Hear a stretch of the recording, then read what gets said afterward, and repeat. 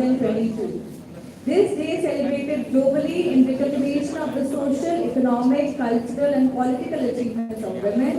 The day also marks a call to action for accelerating equality and diversity in every sphere of life. To mark the beginning of the event and for seeking the choicest blessings of Goddess Saraswati, may I request our chief guest, Guru Praketa ji, our guest and panelists to please accompany our President Sir and Group Director Ma'am for the land titling ceremony.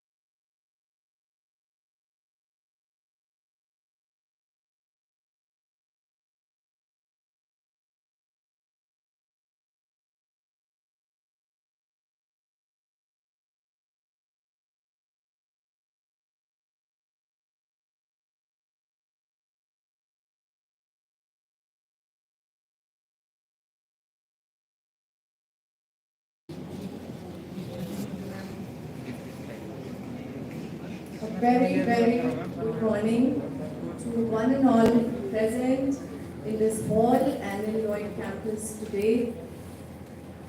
My most humble pranams at the lotus feet of Ma Saraswati, and my next humble pranams to our Guruji and Guruji of entire Lloyd group, Guru Praketa ji, who is present with us today amongst us to bless us all and to bless the air inside Lloyd campus today. Ma'am, many thanks for coming today. We have all gathered here today to celebrate women. We've come here to celebrate International Women's Day 2022. I'm so happy to see so many men rejoicing in the Women's Day today. I think we all deserve a huge round of applause.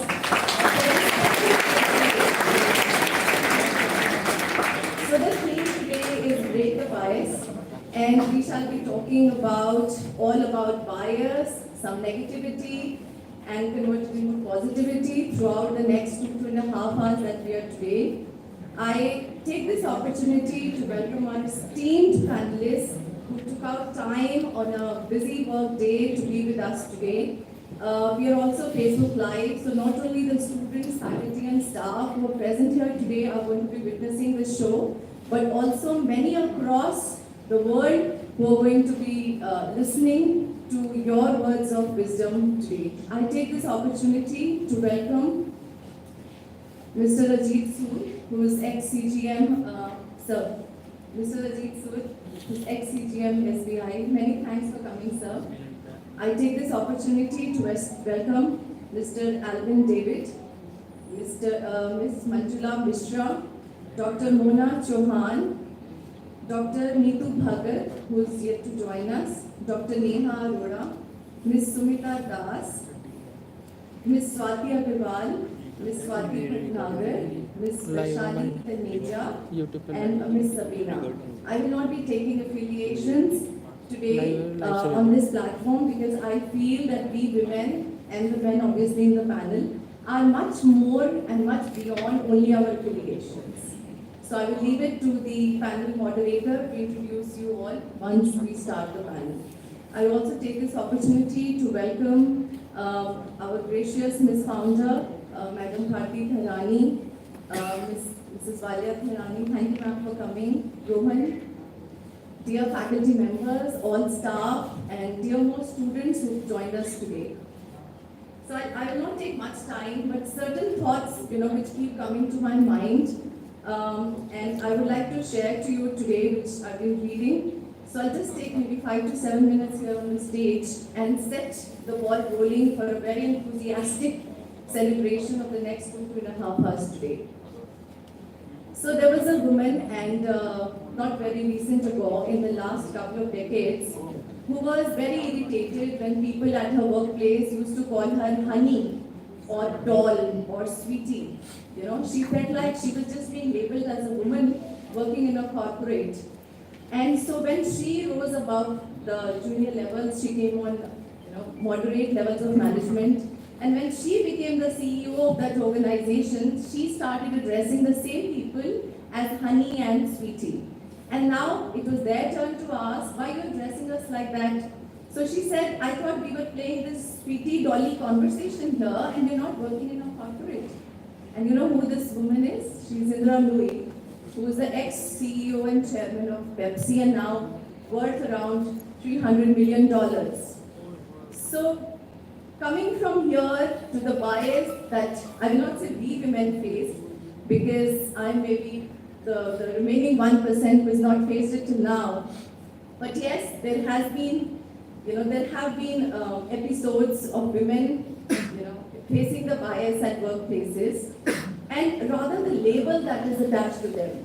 She's too shrill. She dresses glamorously. She dresses like a man. She walks like a man. So there is always a very strict label that is attached to a female and not more so to a man.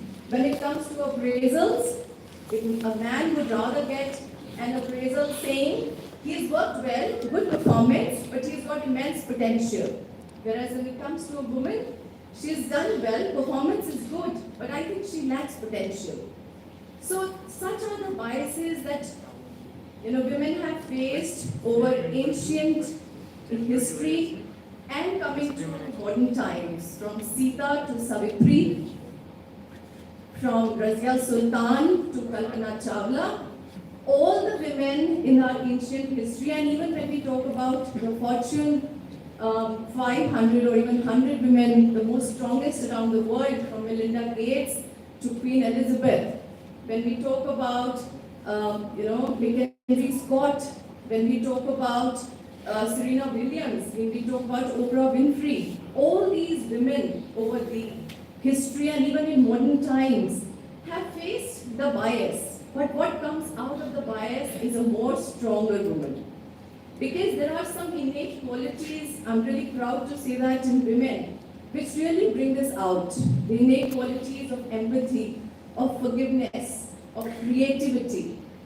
Such are the qualities which make a woman a woman. These are womanhood qualities of us. So these are the qualities which bring strength to a woman who has or has not faced the bias in her world. In fact, family has been such an important pillar for all of us.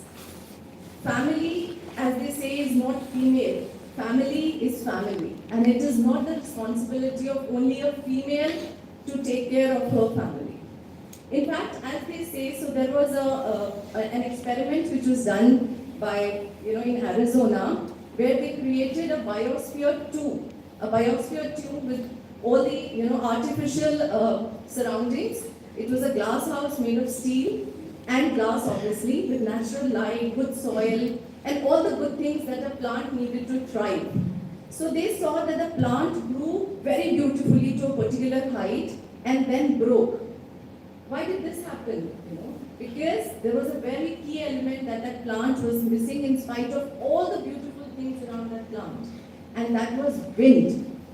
So it is the wind around us, it is the stress, the challenges around us which make us strong. The wind caused the tree to develop very strong barks and develop very strong and deep roots, due to which the tree was able to withstand the extreme of climates. And we women, after facing the discrimination as children, in schools where maybe you're called names, in colleges, and then at workplaces, during childbirth, when you get married and go to another house, so many instances are the wind around us and we come out stronger. No wonder men are not able to give birth. But we're not talking of equality here because we are two different human beings, like two different women. It's like a man and a woman.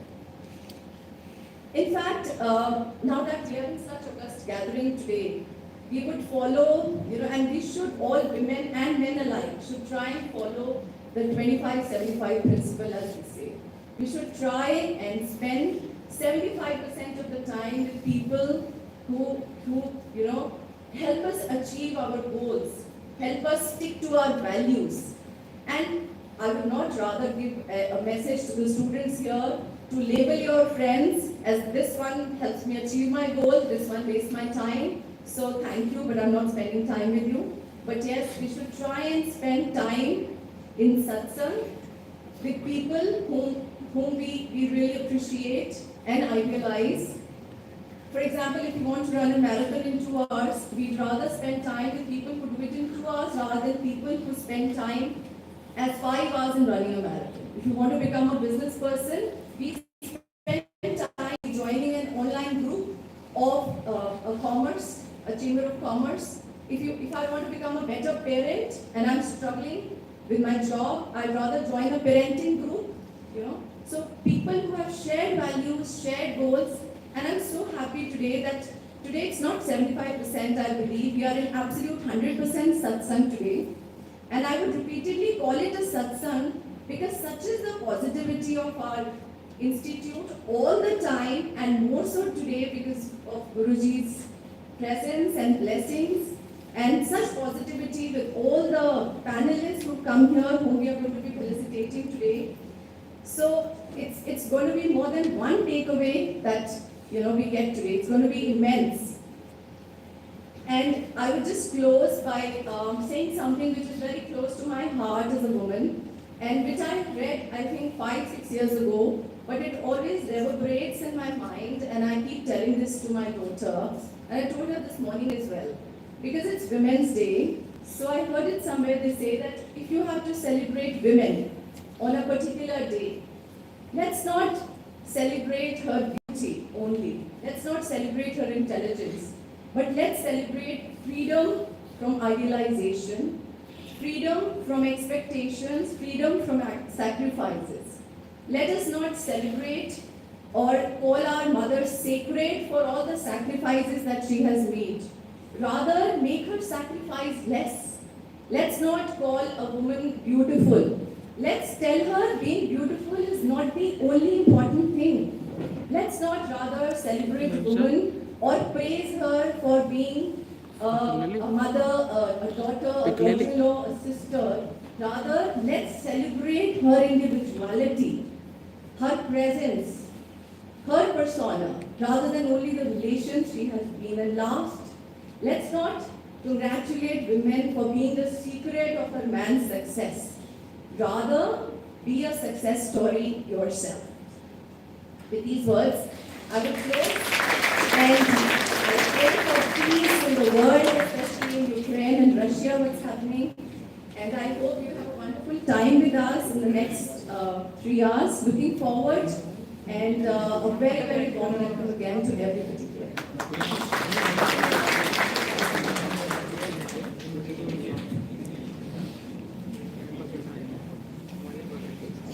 Thank you so much, ma'am.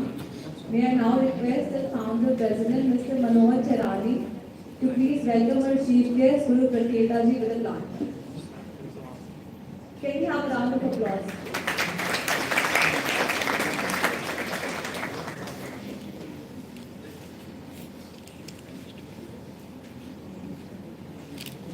Ma'am, it's a pleasure and honor to have you here.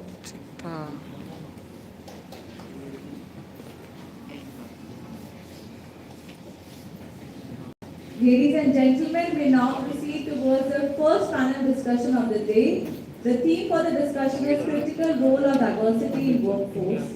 Diversity in the workplace is all about creating an inclusive environment, accepting of every individual's differences, enabling all employees to achieve their full potential, and as a result, allowing the business to reach its fullest potential. To discuss about how companies are gaining a competitive advantage by being more inclusive and the measures that the companies should adopt to maintain diversity in the workforce, we have with us the first panelist, Mr. Alvin David, General Manager HRD Nugent Software Technologies Limited. May I request Dr. Alka Jyoti to please welcome Sir on the stage with a plant.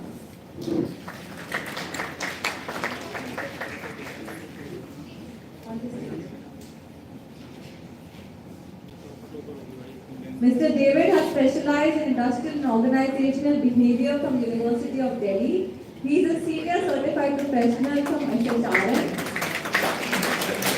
In almost 2 decades of experience in IT industry, he has been a part of corporate and strategic HR, along with HR operations, HR consultancy, and assessment practices. He also leads Nugent Campus Engagement Program and is passionate about employer branding and generational issues at workplace. Sir, it's a pleasure to have you with us. The second panelist sharing their evocative perspective is Ms. SUSMITA Das, Founder President, Life of Vision Foundation. May I request Dr. Alka to please welcome her on the stage with Atlanta. Exposed to a multicultural professional setting in UK and India for the past 16 years, Ms. SUSMITA Das has reputable experience in UN-funded programs and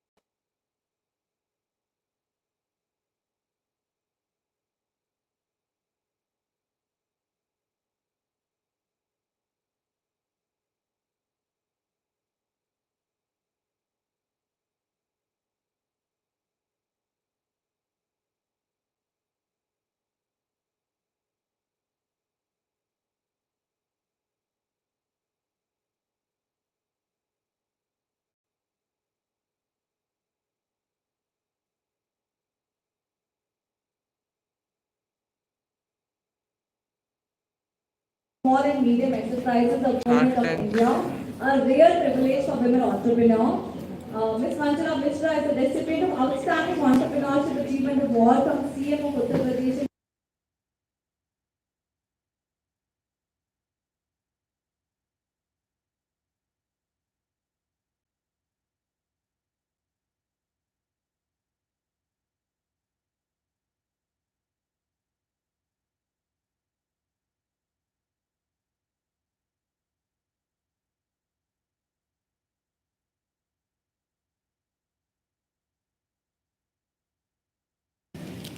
A very warm welcome to all the panelists. Looking forward to get insights on the topic. Over to you, Neetu.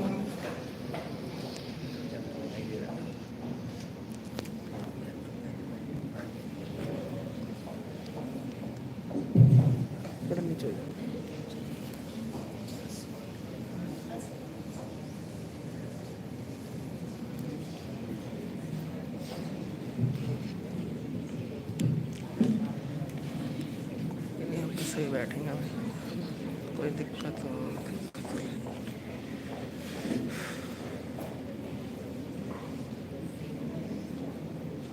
A very good morning to one and all present here. It is a pleasure to welcome the divine presence of such dignitaries on the platform today. Women are supposed to be the architects of society who build not just themselves but the community around them. If I were to summarize women, I would state it with a small poem that states, "Woman I am. The sweat I take, the scars I bear, the strength that I conceal, the power that I have. Bleed as I do, strength that I share, life that I give, vision that I have, but in return I require is tolerance. Tolerance I need." Keeping this momentum of human manpower, liberalizing women and their presence in the world today, the day today celebrates not the strength of the women, because we women are already very full of strength. What we are throwing light today is on perspectives of looking at women today. Keeping this, I welcome all the people, all the dignitaries of the stage, and believe me, it's so humbling to have you at Lloyd platform today. Keeping this, we start with the discussions of the day. So, first to begin with, I throw this question open to the House as to, we are in a very better space than what the previous generations of womanhood was. So how do you explain this amazing women ecosystem that today's women like you and me enjoy? If you were to talk about women in the 21st century, how would you do that in your own spaces? It's open to all, and let's keep the momentum in a cycle.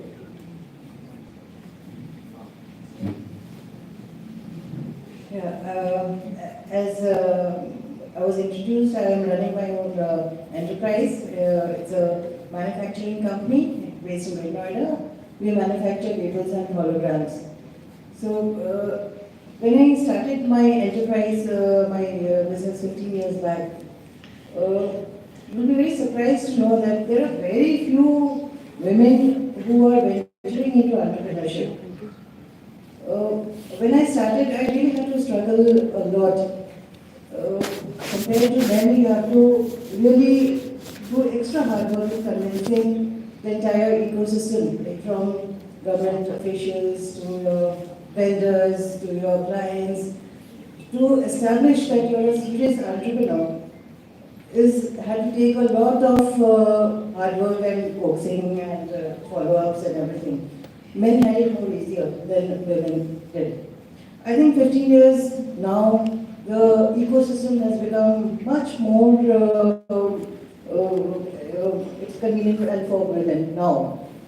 Society has become more sensitized now, and now it is not that handicap as it used to be back. Even finance was such a difficult thing to get them. Bankers used to be, ma'am, are you serious? Will you not quit in midterm? My clients used to say that, will you be able to deliver? Because everybody had doubts on me being a woman entrepreneur. So now I'm trying, I have 15 years, I have established myself as a, my company has grown from strength to strength, and we've established ourselves as a serious player in the label and hologram industry. And I'm trying to give back to other women who seek to become entrepreneurs, and even women workers who are there employed in my factory and other factories, trying to get more and more women to come in. And I'm trying to, in the industry area, it is not very suitable in the planners. They don't make the industry areas very keeping women in mind. It is all the men who are there, most of the bureaucrats are men, and men are doing the planning. So the perspective to include women, to have an inclusive workforce, all that is missing. Like on the ground level, what happens that in the industry areas, there are facilities which are not there for women. I mean, basic things like a washroom or a daycare center or even commuting to the industry areas. There are a lot of these basic things which are missing, which discourage women workers from coming and participating in the labor force. And I keep this with the government officials to sort out these problems, security, law and order. It is dark after, there are no street lights in most of the industry areas. We have been taking it up. So there is, all these very, very basic issues are there. Like we are still struggling with such issues to include women in the workforce. So our efforts are on, and efforts to encourage more and more women to take up entrepreneurship. We are trying, those efforts are also on. And there's so many women here, the energy is contagious, and I tell them that you should look at entrepreneurship also as a very serious career option. It is very rewarding as well. There are struggles, but it is rewarding as well. And you have an identity of your own, and you get a chance to do a lot for yourself, for society, for your country. So that is a very serious career option to look at. Just to add in, Miss Manjula, you were hearing Miss Manjula speak, and I, as a sitter next to her, could feel the the strength and the genuinity, and I could feel your words. I was just not listening your words. Thanks for keeping me in your prime presence, ma'am. Really.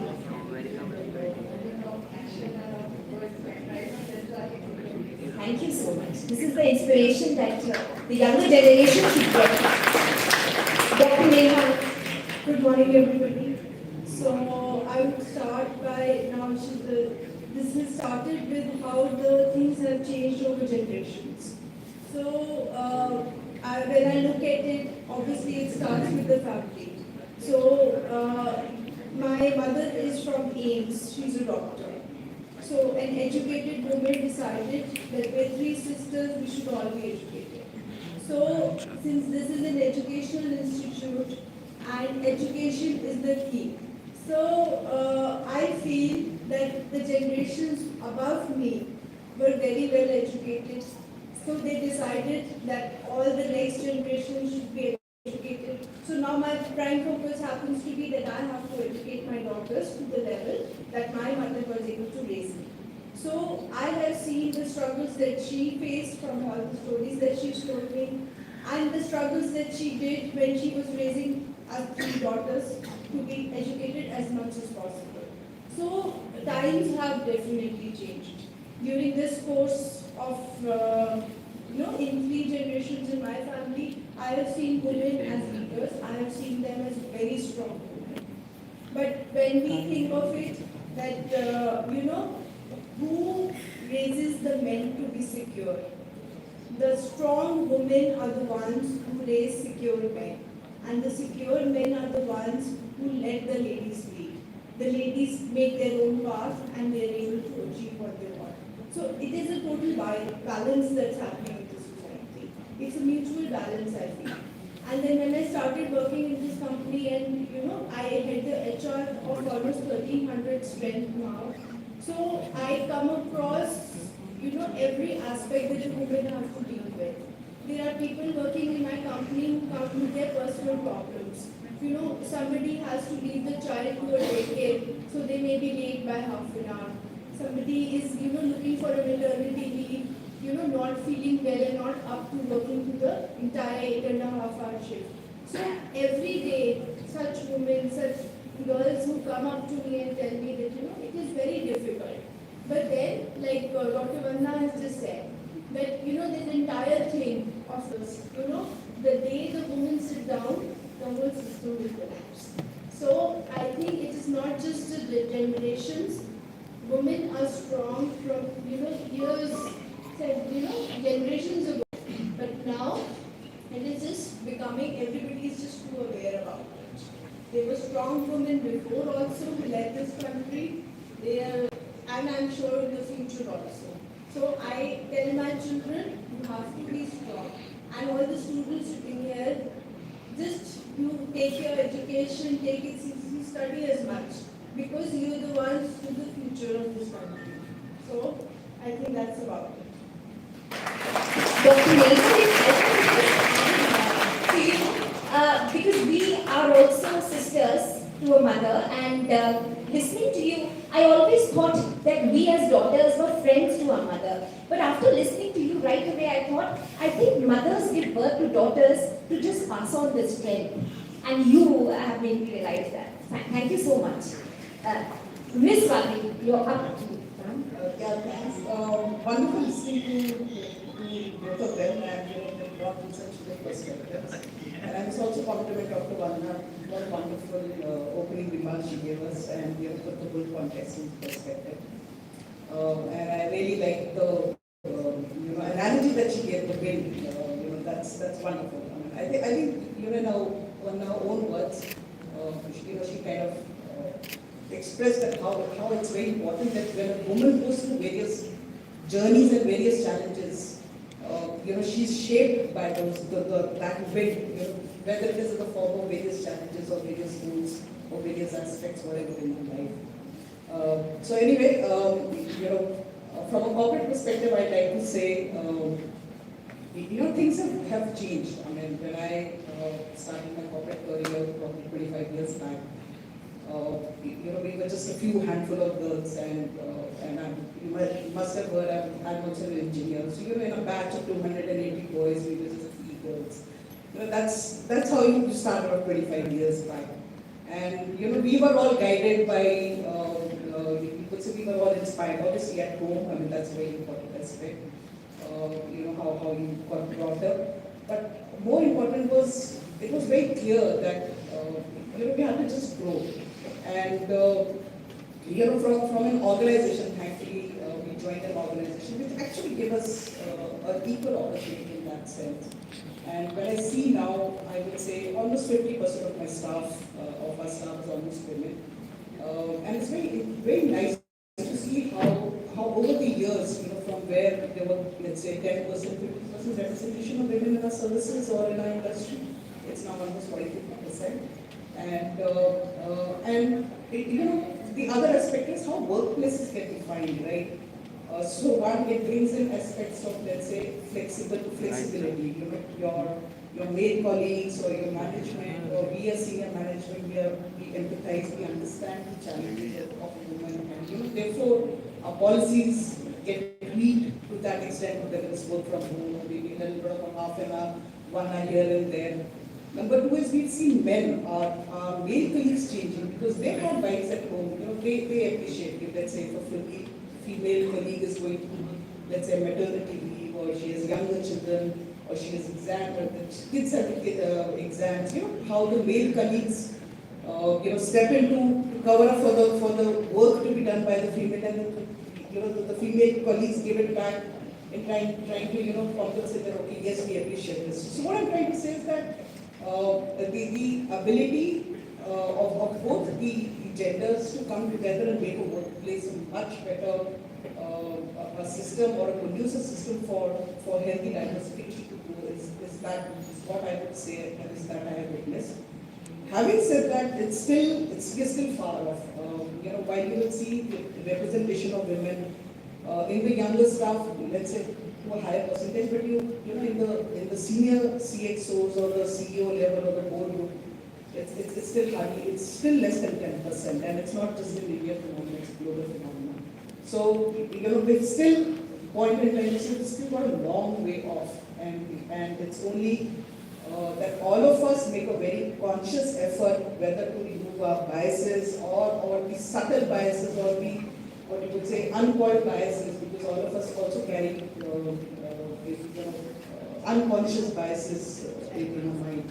So we all need to work together to take it up. The fact that Women's Day started in 1907 or something, it's almost more than 100 years, right? And we're still talking about gender diversity. Also tells us we still got a long way off. So that would be what we need. That was so from the heart, ma'am. Thank you so much. SUSMITA, that's one life. You could throw light. Good morning, everyone present today. I'm so happy to be with all of you. For being a woman, I think it's a long journey for me as an individual. And it started almost 26 years back when I started my job as a school educator. And that was one of the schools in Delhi where I started my work. And after a year and a half, I was expecting my daughter. So the moment the owners of the school got to know that I'm expecting, the second day I was called to the office. And I was asked by the owner of the organization to resign. I said, well, what's the reason? He says, no, you're expecting, you didn't tell us you're going to have a baby, or you want to have a family. I said, I've been married for 4 years, and I thought, but is that, a limitation to be here? She says, yes. Now you're not going to give 100% to what you're going to do, and we don't encourage women who are expecting to do work with us. And it was a very good, prestigious school in South Delhi. And obviously I resigned because there was no other option for me. A bit disheartened because I come from a family of educators. My mother has been for 35 years. My 2 elder sisters were also professors in different organizations. But that gave me the insight how important it is for a woman to understand that society still needs so much to understand, to realize that this is the most important privilege that a woman has. Nobody else in the world can do that. You're giving life to another life. And that's the feel that made me proud of what I was doing. Obviously, I had my daughter, and after some time, I gave a gap of 3-4 years. And I moved to Noida, and then I had the opportunity of heading a school, an international school. And my experiences made me understand that now that I'm going to have more women working with me, I said I will not keep any constraints. I'll try to have more adjustments for them in terms of giving them a better environment, making them understand this is something that you're privileged to do. So we as women have a very important role in this society. I work for various organizations. I moved to UK. I was a UN education coordinator there for 6 years. But the only thing that started was when I got the job of working as a coordinator for UK. I was the only Asian woman working with them. And for them to have a woman on a team leader job was not acceptable to start with. You're from Asia? You haven't done any of these jobs earlier? I said, no. I said, but I'm a very good person and a very compatible person to work with. I have been an educator for more than 10 years at that time. I'm heading to college, to institutes. I can communicate well with people. I've got good interpersonal skills. I think I will be very well adjusted here.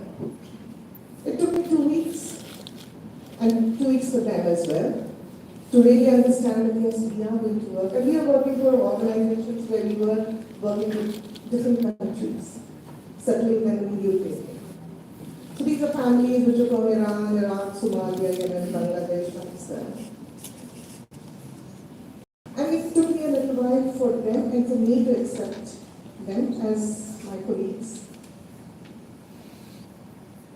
The best part for a woman is that she can lead from the front, be a good colleague. There are loads of struggle that you're going to face. But at the end of it, if you're focused, you don't lose your zeal, it stays on. Because every experience is going to teach you something, and this goes for all the girls who are here today. You'll have a very good start at some point, and at some positions you may not even be accepted to what you're doing. You will be giving your 100% to it. But let that not be the point of no return for you. Consider this as an experience. Look up to people and to women who are in a similar profile, who've done much more in the society with loads of experience and exposures. And I think we are blessed to have a wonderful education system in a country where women are the ones who lead those institutes. The very fact today we have so many women here who are well acclaimed, who have done so much in their own different profile. We're blessed to have such women on the dais as well. So each woman adds some value to who you are. Never underestimate your power as a person. And there's no comparison. Each one of us different. Each one has a bit of spark in them of who they are. So don't compare. This is for the girls who are here today. You're going to be the future of our country. You're going to be the next workforce that's going to be handling positions, profiles, maybe work in organizations that will not even accept you as a woman leader or a team player as well.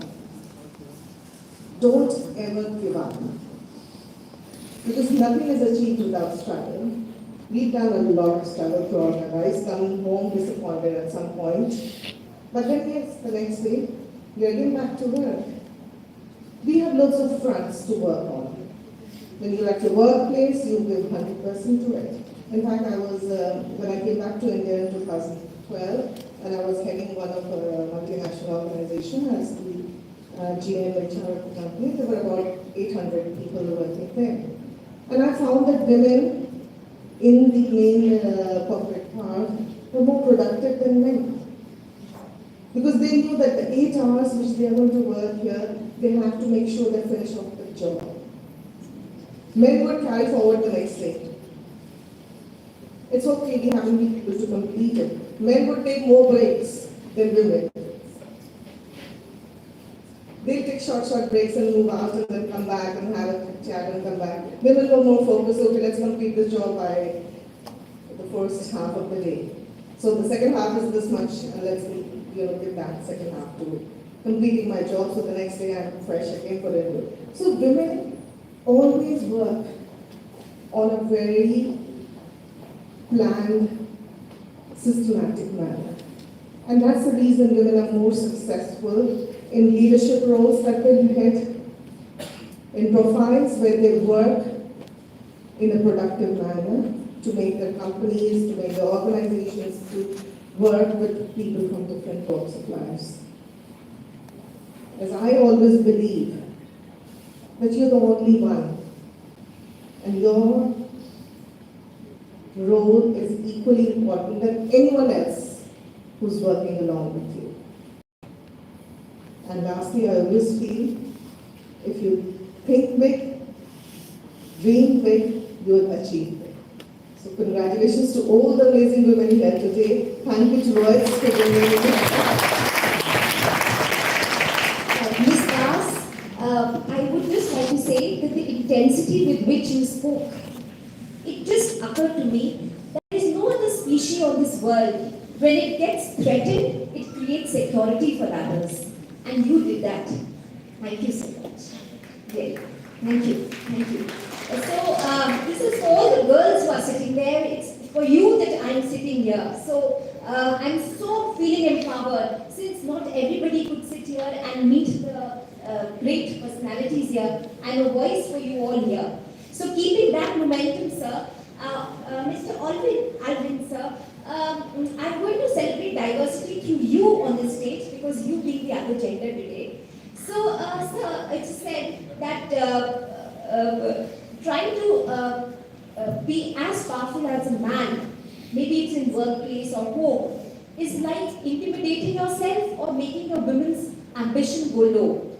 So that's not getting the other side feel bad about it. What I'm trying to say is, sir, that never an aspiration for a woman on this side has been to compete man, because that will bring down our ambition. In our very scope, we wanted to be the best and give the best to our families and the professions we work. Keeping this in light, how you, as an outside seeker who looks at women in the house, women as a mother, women as a daughter, women as a workplace colleague, see that extra thing that women get into the workplace, which nobody else will enjoy? Or maybe, how do we rejoice women as a different identity in the workplace, making it simpler? Dr. Kamra, to your question, I would have a slightly different view. I'm not an outsider, actually I'm part of the team. And we've been equal. Very nice, sir. It's been between equal. Hats off, hats off. In the first question about the difference, you look at the dais, I think if this seminar like this would have been happening 10 years back, there would have been only one female, another would have been men talking about the female equality. So that's a change. Look at the room around you, look at the female representation. Things have changed. Things are changing. And I think why that has happened, to your question, is that because of the sons like me, I have raised by a working mother, and there were certain things that I saw happen while I was raised, and I promised myself that I won't repeat that. To the other gender, that I was having 3 sisters, also that was also very great for me. So I think we need to change that. Last 2 years of lockdown and COVID, fortunately, has even changed the dynamics at home. I was equally doing the dishes like my wife. I was equally supporting her, that was also changed. So I think things are changing. And I'm sure 10 years down the line, we're probably having to break the bias of allowing men somewhere, give them some room also. Talking about technology sector, the sector that I represent, the IT per se, 6 years, 7 years down the line, we used to hire very, 10-15% we used to have done hiring for gender representation, that is very good. But last 7-8 years, the kind of representation of women folks in engineering has gone sharp right as well. And we've not hired them just for having gender equality or fairness to the other sex. We've done that because they bring in a lot of economic value to the business. They are not really there in terms of bringing the calm into the room, as men would like to describe it, or bringing the decor into the room, or keeping the place in order. They bring in some serious competencies which technology requires. So I think things are changing for good. Things are changing for much better. And we, as Dr. Arora used the word secure men, I think those men would be the game changer here. And I don't know whether I should say I don't like it, but using adjective like strong woman put an extra pressure on that woman, who probably, and strong is actually a substitute for sacrifice. Thus makes a sacrifice. Those are the strong ones who sacrifice a lot, either in a family friend or have taken so many biases and have stood up against so many opinions or stereotypes and have fought through. Why do we need to do that? Because always men and women, they are equal. We need to allow them representation, whether they are qualified, whether they can do it, they need to represent themselves accordingly. How have we changed that in organizations? By hiring equal numbers from lateral as well as campus. I need not have good amount of representation in boardrooms till now. Specifically in India, I see there's a lot of struggle. But whatever we have, we started pushing it at the entry level. If I have to support women, we need to make some real structural changes, and probably starting from the fact that we need to unlearn how we perceive women. Why is my mom so important to me? First thing, because of the food that she cooks for me. Sorry for the bias, but that's exactly why. What kind of care, that kind of love that she gives me. Is there anything else that I like about it? I probably take some time to come back. So we need to change all those implicit and unconscious bias that we have with regard to the other gender and that we would like to call equals. So that's good. Thank you, Mr. Alvin. You have talked about inclusion. To be a woman in a workplace is not as important as to be included into the environment. That social inclusion facet, it's because of the other side, that's people like you, that we have got a space to create for ourselves. Thank you for that side, sir.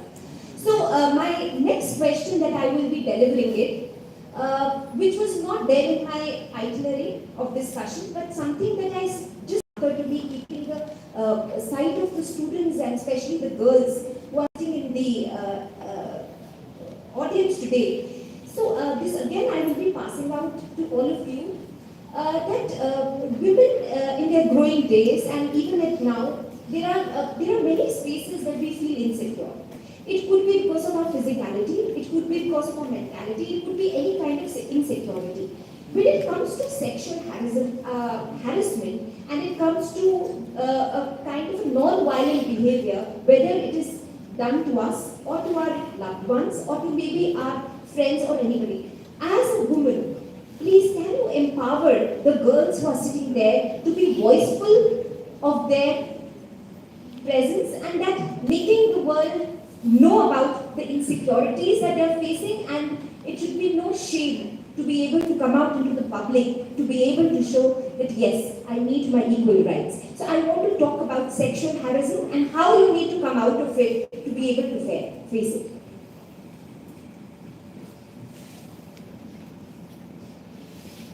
I'll come to the topic. I just talk on context. When we see in the schools, secondary level, senior secondary level, we're seeing girls are topping everywhere. Boys stand nowhere compared to girls in the results of the board exams.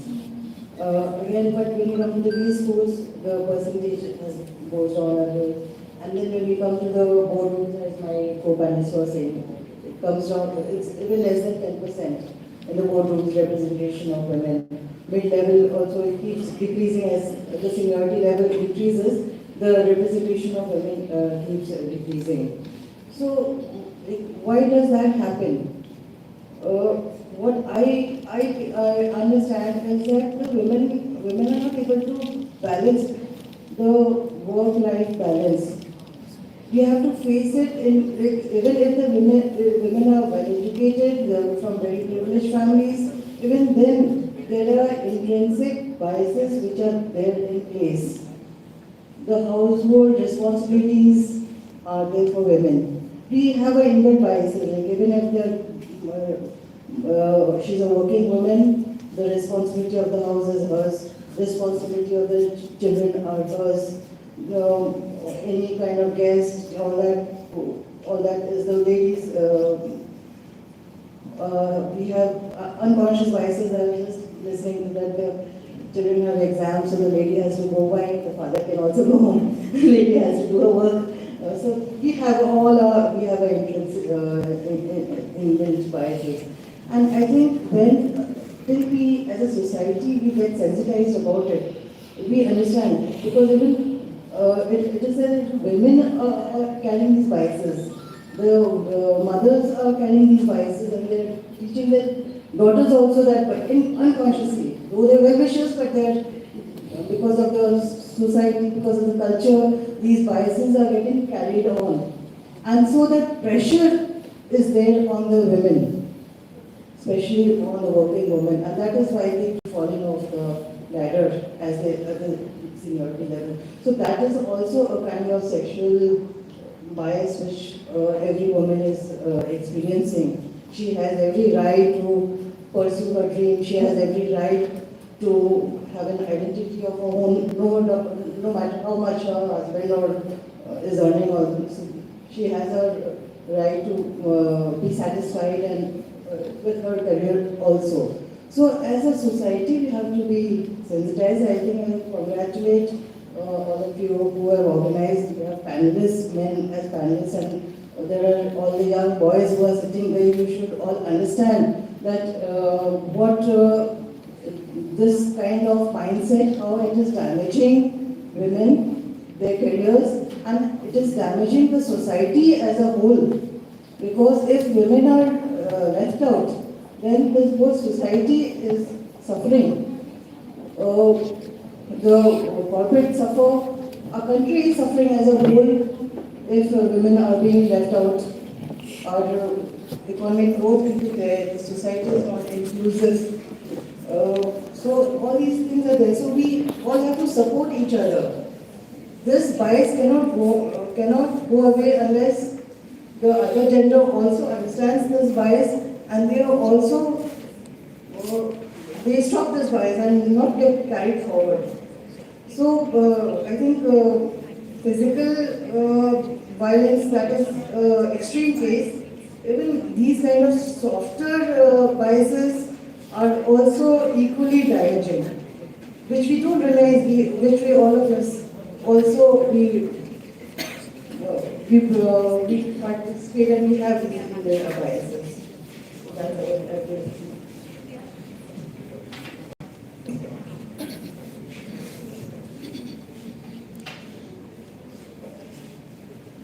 We are thankful for the dignitary who's joined us. So we are just coming to a conclusive end to our format. So I will request Dr. Neha.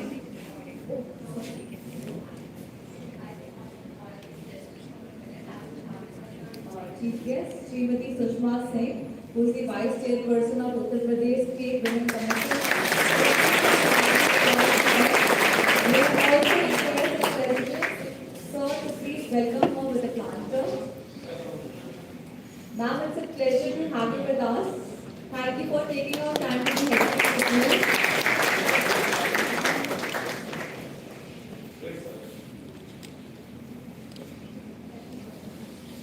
May I also request sir to please welcome Shivansh sir, who is the founder of Child Association India. Can we have a round of applause? Thank you so much. Ma'am, yes.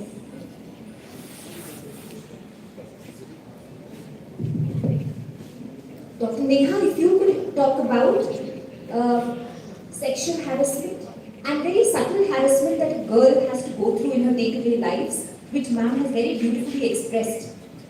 How to face it and challenge it out. So there should not be any one technique or a plan that how you have to face it. You don't have to face it. Nobody has to face it. We are not bound to face any type of harassment from anybody. But what you have to is how to deal with it, how to express it, how to make everybody aware of what is happening. So anybody, be it students, be it my daughters, I would tell anybody, please raise an alarm. Tell everybody, make a hue and cry. Let everybody be aware. Okay? Be it the authorities, be it the police, be it your family, your mother, whoever. Just don't be quiet. Do not suffer. So as a mother of teenagers now, I tell my daughters about everything that I do, how my day started, what I did, not because I want to, tell them, because the next thing is they start telling me. And that is where the communication is. So I make sure that I know what my daughters did all day, what they've been up to, where they're going to go, with whom they're going to go, if they're going to a mall, a public place, whatever. So the thing is, first part is the communication. It should be aware. If you as students, as the girls sitting in the audience, if any of you feel that there is something that is inappropriate, you have to tell the authorities. You have to go up to somebody you look up to, somebody you feel is secure, and inform. And then do the needful. And as a corporate and working in my company, I feel that now the laws have become very strong. The POSH has been introduced, Prevention of Sexual Harassment Act, and the entire panel has to be aware and fully equipped now. It has become mandatory female side. So it is, don't have to, face it, deal with it very strongly. So that's perfect.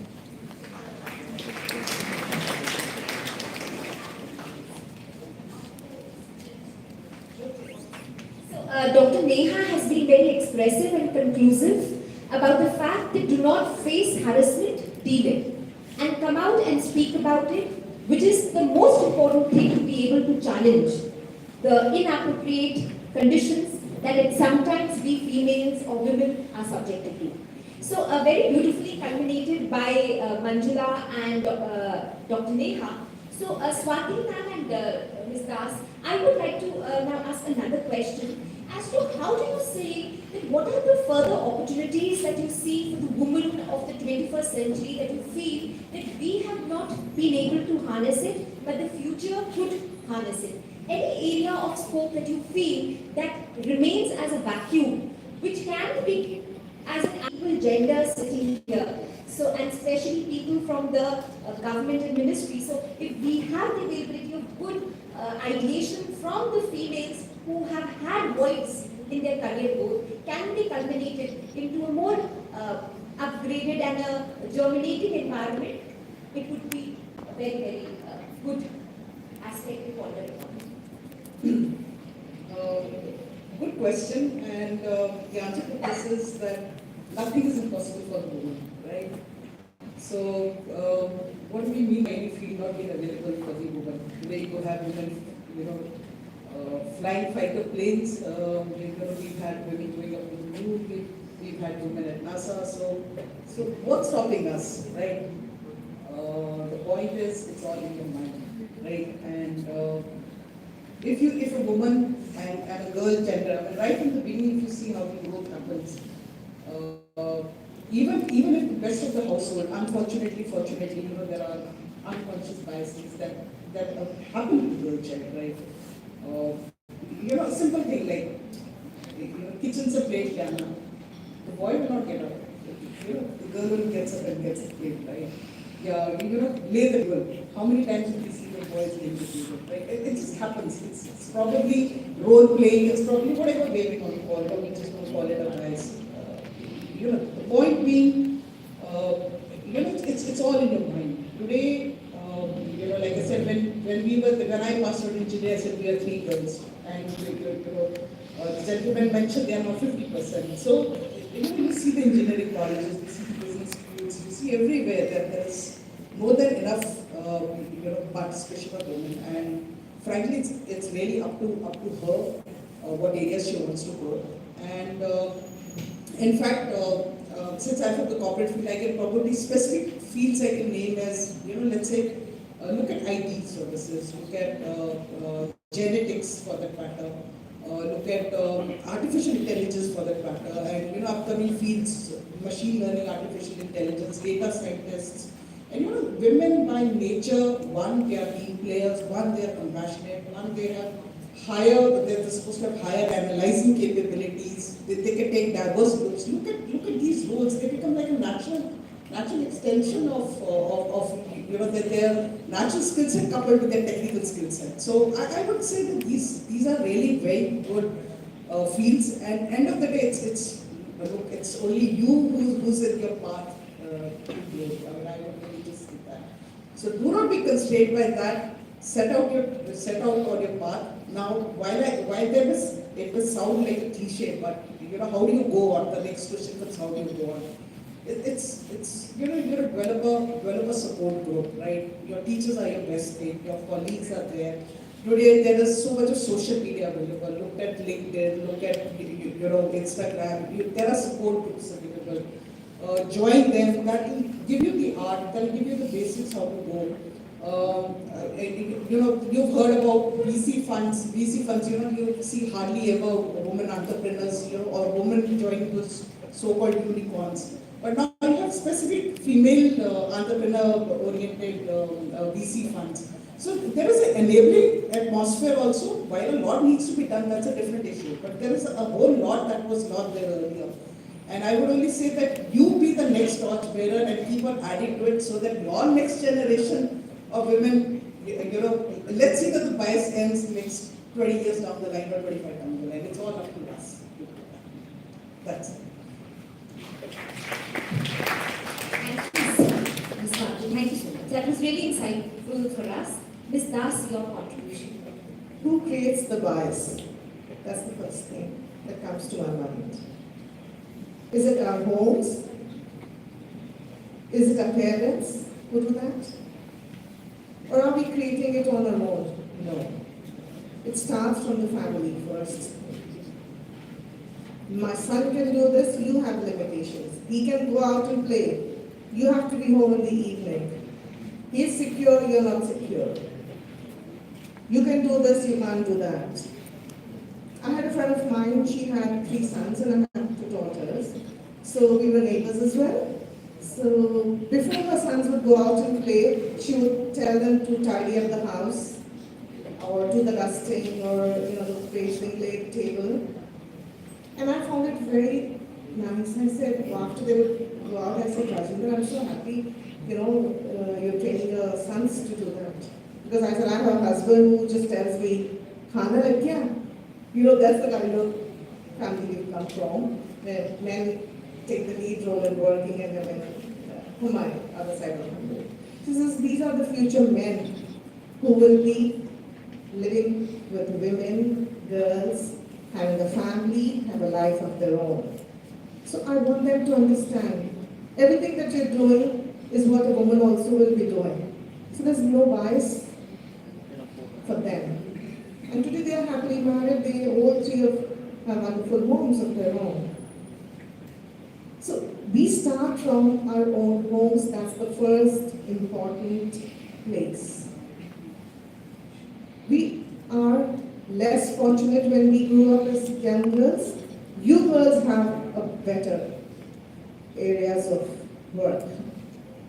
You have more options. Today you can voice your opinion, what you want to do. And that's what is important. Yes, we still have a male-dominated society, that's fine. For me, I don't feel you can you cannot be set behind if you're not capable. So make that place for yourself. Work towards what you think you would like to be. Be a part of systems that accept you of who you are, or what you think you're capable of doing. And that's going to help you to move forward because you guys will lead the future of our country. You are the one who will be taking up lead roles tomorrow. And you're so blessed to be in such a wonderful institute that you're here today. You have the privilege of wonderful faculty that's going to be there for you throughout your educational career. I am a mentor in a couple of organizations and where there are students who are taking up media as a study or later on post-graduation courses. And that's what I keep telling the girls there. Don't get intimidated by something that you're not able to do because that's maybe is not your forte. Look for something that is what you will be good at in the future because that's what your base will be today. So stay focused, do the best that you can, and all the best to all your wonderful students here for a wonderful bright future to you. Mr. Alvin, yours would be the concluding statement for the panel today. Any concluding statement that you would like to voice before we close the panel? No, I think I would look at it with a lot of optimism because where we stand today, as I mentioned, we are in a good space. We are doing the right things. Like the other panelists mentioned, there needs to be lot needs to be done, and I think the power or the influence we can do that our mothers to start with, they can really change entirely the way they bring up their kids, both son and daughter. They can really make it a beautiful home. And I think as far as the organizations are concerned, we need to take a lot of structure. I remember one of the steering review meetings that happened annually for our posh committee. Our team was very happy because we were going with no cases. And they just zapped them with the question, if there are no cases of posh in your organization, that means that girls are not feeling comfortable even coming up and raising this question. So I think a lot that needs to be done in terms of if there are no cases, I'm being equal well, can really, the stigma start from home, as I mentioned, a lot needs to be done in terms of making our ecosystem more inclusive. We need to give a lot of equity to others. But I'm very optimistic, as I mentioned, things are there for good. We are making right progress. I hope the discussion moves beyond NCR to probably 50 meters down the line, and things will change there, and that's where the real change will come. A beautiful conclusion to this beautiful panel. I think women are the one who can predict future because they create one. And on this note, I would like to thank all the panelists here for being on this vibrant, resonating and a very heartfelt discussion, because it's the young minds there who will be carving their perspectives today. Thank you all once again.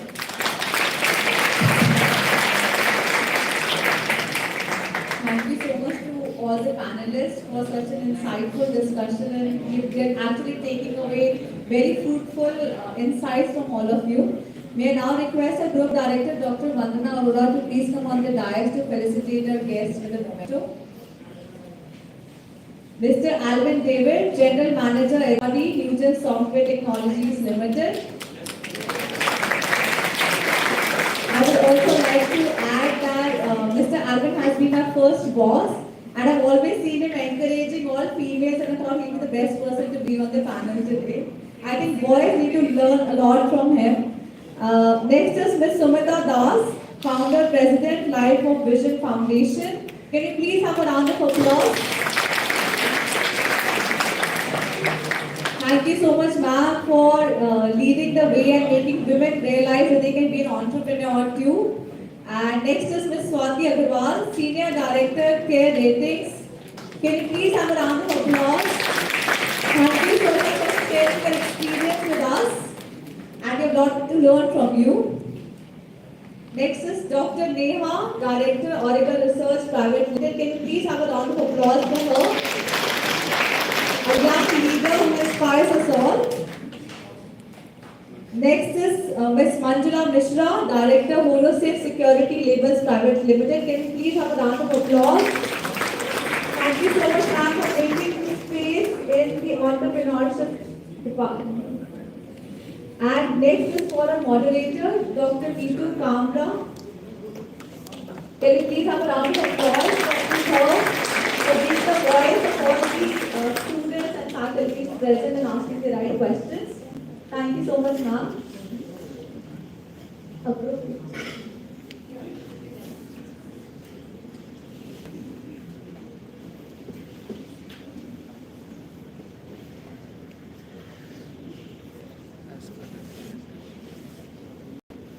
Can you please have a round of applause once again?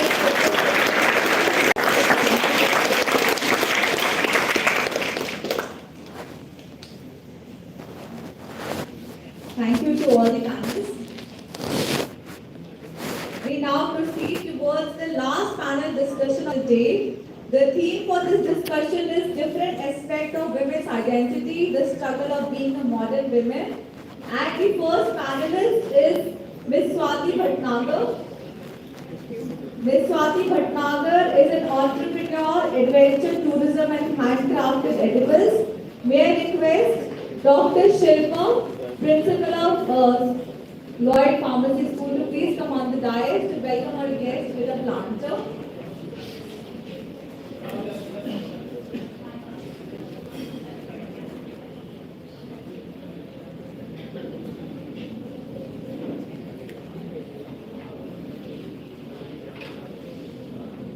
Ms. Swati Bhatnagar was born with congenital disability in her legs, but she has considered herself to be one of those fortunate ones who was treated normally at home and outside both.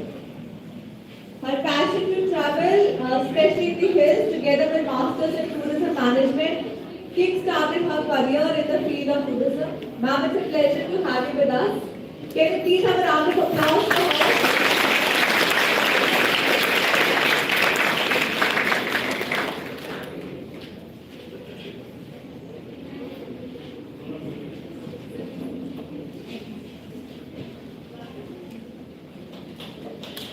Our next panelist is Dr. Mona Chauhan. Ma'am, may I request you to please come on the dais. She is the director of Prakash Hospital, a multi-speciality hospital running since past 21 years in the heart of Noida.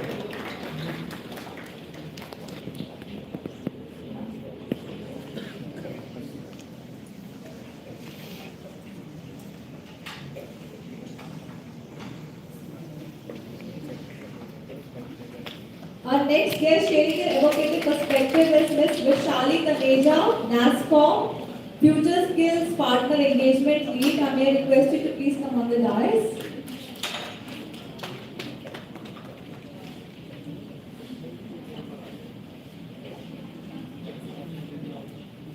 Can you please have a round of applause for her? Ms. Vishali is an experienced talent and L&D professional, having worked at Genpact, Edifex, Mercer and NASCOM. She is also the founding team member of NASCOM Future Skill Initiative. Ma'am, it's a pleasure to have you with us. Our next panelist is Dr. Neetu Bhagat, Deputy Director at All India Council for Technical Education, AICTE. May I request ma'am to please come on the dais. Her major contribution at AICTE are the development and implementation of internship policy, AICTE internship portal, student induction program, incorporation of universal human values in technical education. She is also the member of Chartered Management Institute. Ma'am, it's a pleasure to have you with us. Our next panelist is Mr. Ajit Sood, partner RDSA, Restructuring Advisors. Sir, I request you to please come on the dais. Sir is postgraduate and a certified associate of the IIM of the Indian Institute of Bankers. He has more than 36 years of experience in global and domestic banking. He has retired as the Chief General Manager from State Bank of India in April 2018. Our next panelist is an old colleague, Ms. Sabina Yusuf. She is also the Managing Partner at Pashmina Cottage Emporium. Can you please have a round of applause? And is currently pursuing her PhD from the Center of Management Study, Jamia Millia.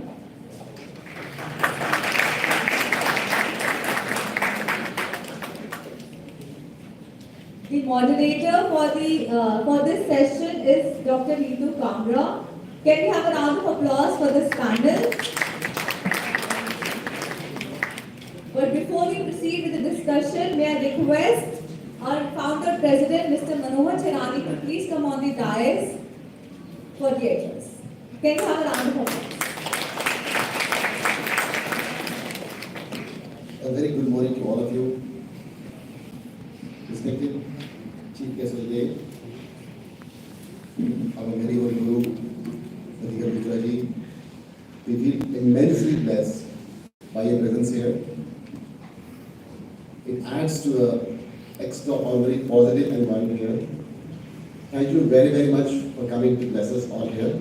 A very, very warm welcome. She is the Vice President of Uttar Pradesh State Women Commission. A very, very warm welcome to madam. I was outside waiting to receive her and I was looking for where is my guest. And actually she was driving the car with 4 escorts with her. This shows the power of women that she was leading to be here. Thank you very much, madam, for gracing occasions. Eminent dignitaries on the stage, distinguished panelists, faculty members, and my dear students. A very, very happy Women's Day to all of you. Today's subject is break the bias. I think we broke the bias when we started our institute itself. That is the reason in most of the departments in our campus were led by eminent women, who is also strongly led by our group director, a very powerful lady, Dr. Vandana. So I could say that in Lloyd, we broke the bias many, many years back. And we feel extremely fortunate and blessed to have such eminent women driving various departments and leading the institute. I will tell you a small journey of our group director, Dr. Vandana Arora. When she joined us 18 years back, she had been a gold medalist with IPSA and her worked in corporate for some years, and then we were fortunate to have her as a lecturer in our college in pharmacy. We analyzed the talent she had, and we wanted that she should immediately take up the responsibility of the director of pharmacy. But because of the regulations of AICTE we have, she went on to work for a long period of time, lecturer, assistant professor, and professor, and then she took up the role of the director. As she was driving her department very effectively, she was given the additional responsibility of business school, and very recently she has taken the challenge also to work upon the engineering department also. We feel extremely thankful that we are so ably led by a person who is driving our college to greater heights. I would request you to all kindly give a round of applause.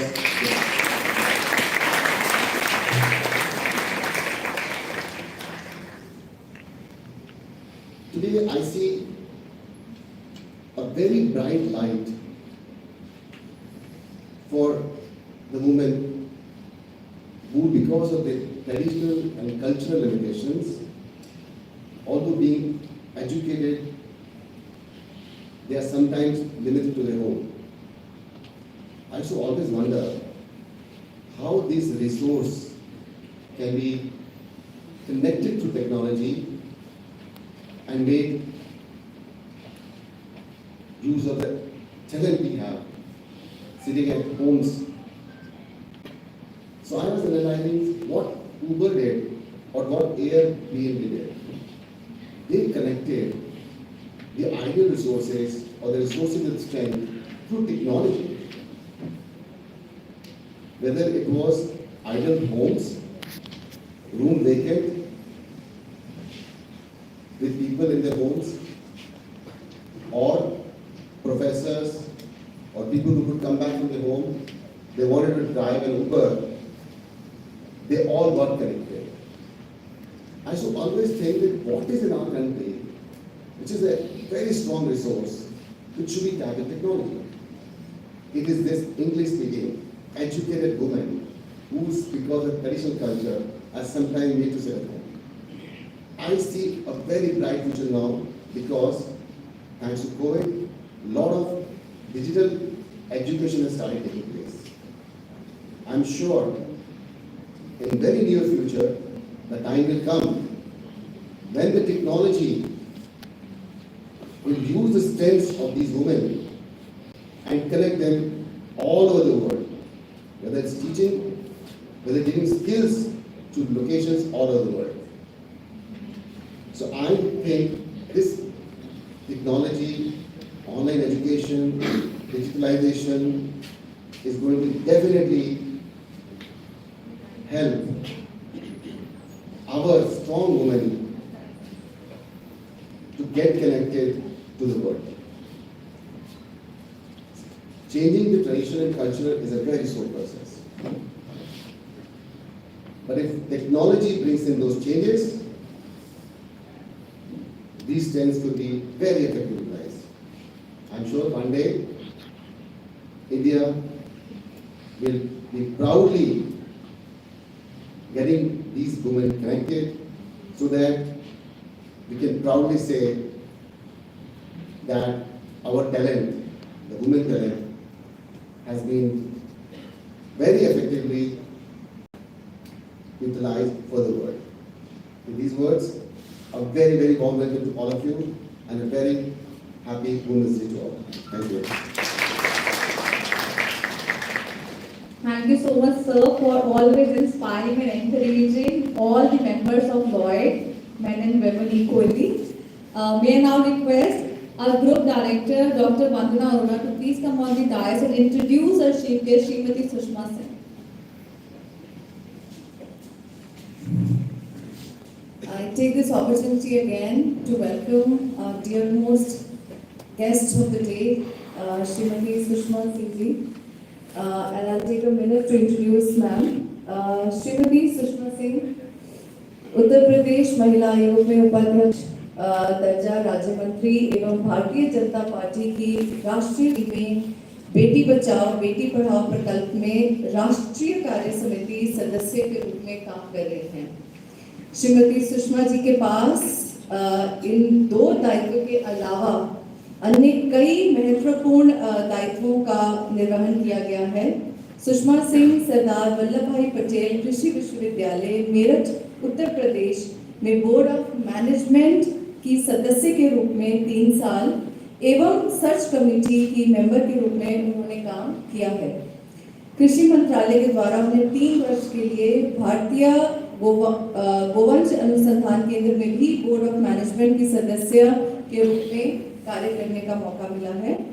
In fact ICAR कृषि मंत्रालय की governing body में पहली बार किसी महिला का governing body में member रखा गया, जो कि बहुत ही गर्व की बात है कि सुषमा सिंह जी ने अपने कार्यशैली एवं ICAR में गवर्निंग बॉडी मेंबर में महत्वपूर्ण पद पर अपने दायित्वों का निर्वहन किया है। Sushma Singh ji, we are very thankful that you could be with us today. और शिक्षा में और शिक्षण संस्थानों में उनकी अधिकतर रुचि रही है। महिलाओं के लिए निरंतर काम करना और उनको अपने अधिकारों के लिए अवगत कराना, इस क्षेत्र में भी उनकी कार्यशैली काफी प्रफुल्लित रही है। Thank you ma'am for joining us today. I'll just request you to come on the stage and give your address. Madam has another quick meeting at Sharda and then at the Women Commission as well. So we'll hear and listen to Madam before she leaves for the day. I'll just request ma'am to hold on to the podium. Thank you.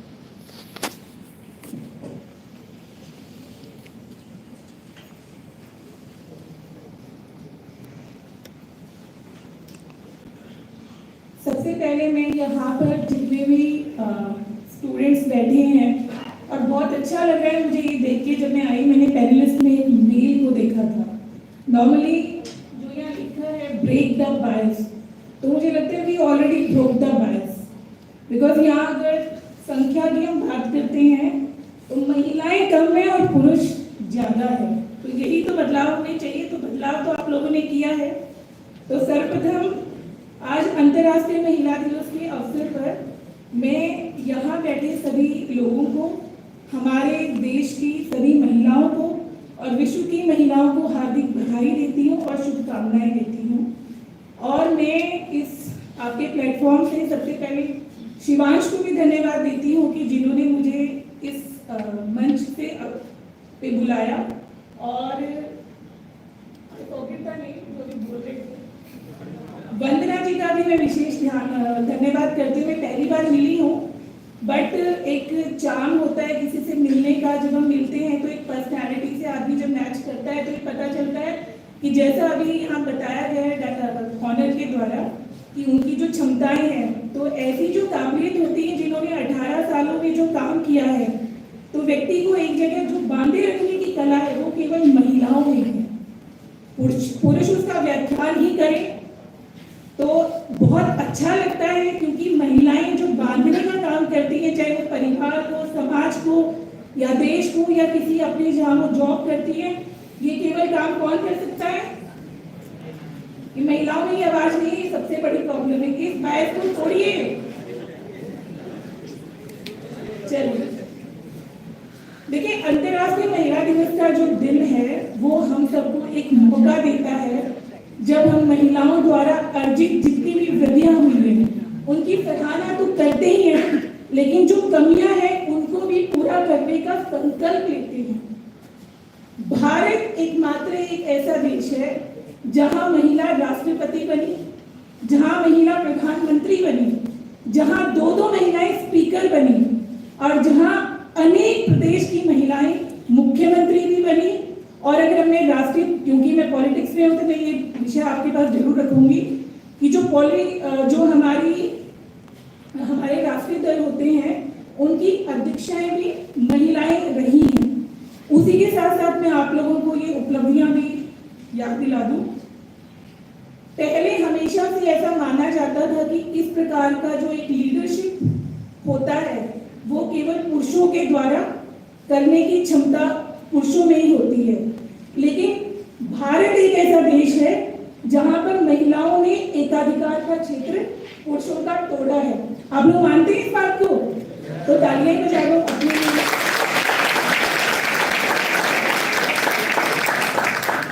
एक समय ऐसा था जब हम army, air force इन सब की बात करते थे तो दिमाग में आता था कि देखिए इस गांव में बहुत सारे लोग हैं जो डिफेंस में होते हैं, इस परिवार में बहुत लोग हैं जो डिफेंस में काम कर रहे हैं। तो मेरा कहने का मतलब ये है कि ये केवल जो एक अधिकार है वो पुरुषों का एकाधिकार क्षेत्र माना जाता था, लेकिन आज अगर हम बात करते हैं तो महिलाएं भी आर्मी में ड्यूटी कर रही हैं, एयरफोर्स के जहाज उड़ा रही हैं और अंतरिक्ष में जा रही हैं।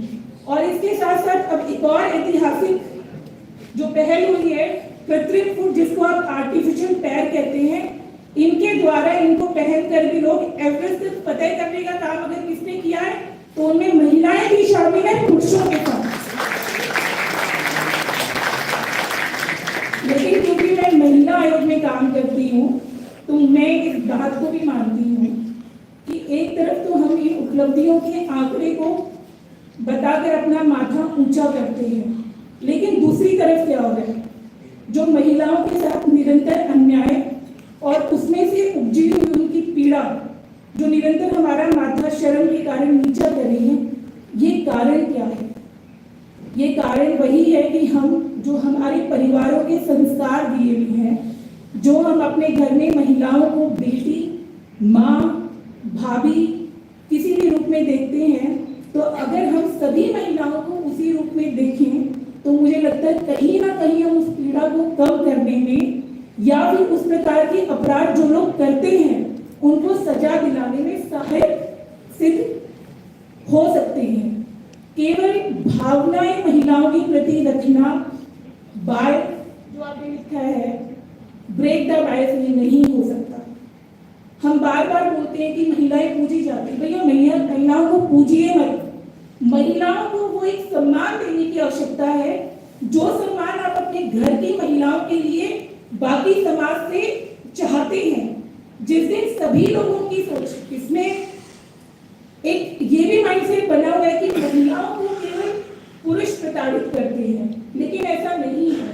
महिलाओं को सबसे ज्यादा जो प्रताड़ना का सामना करना पड़ता है वो केवल महिलाओं के ही द्वारा करना पड़ता है।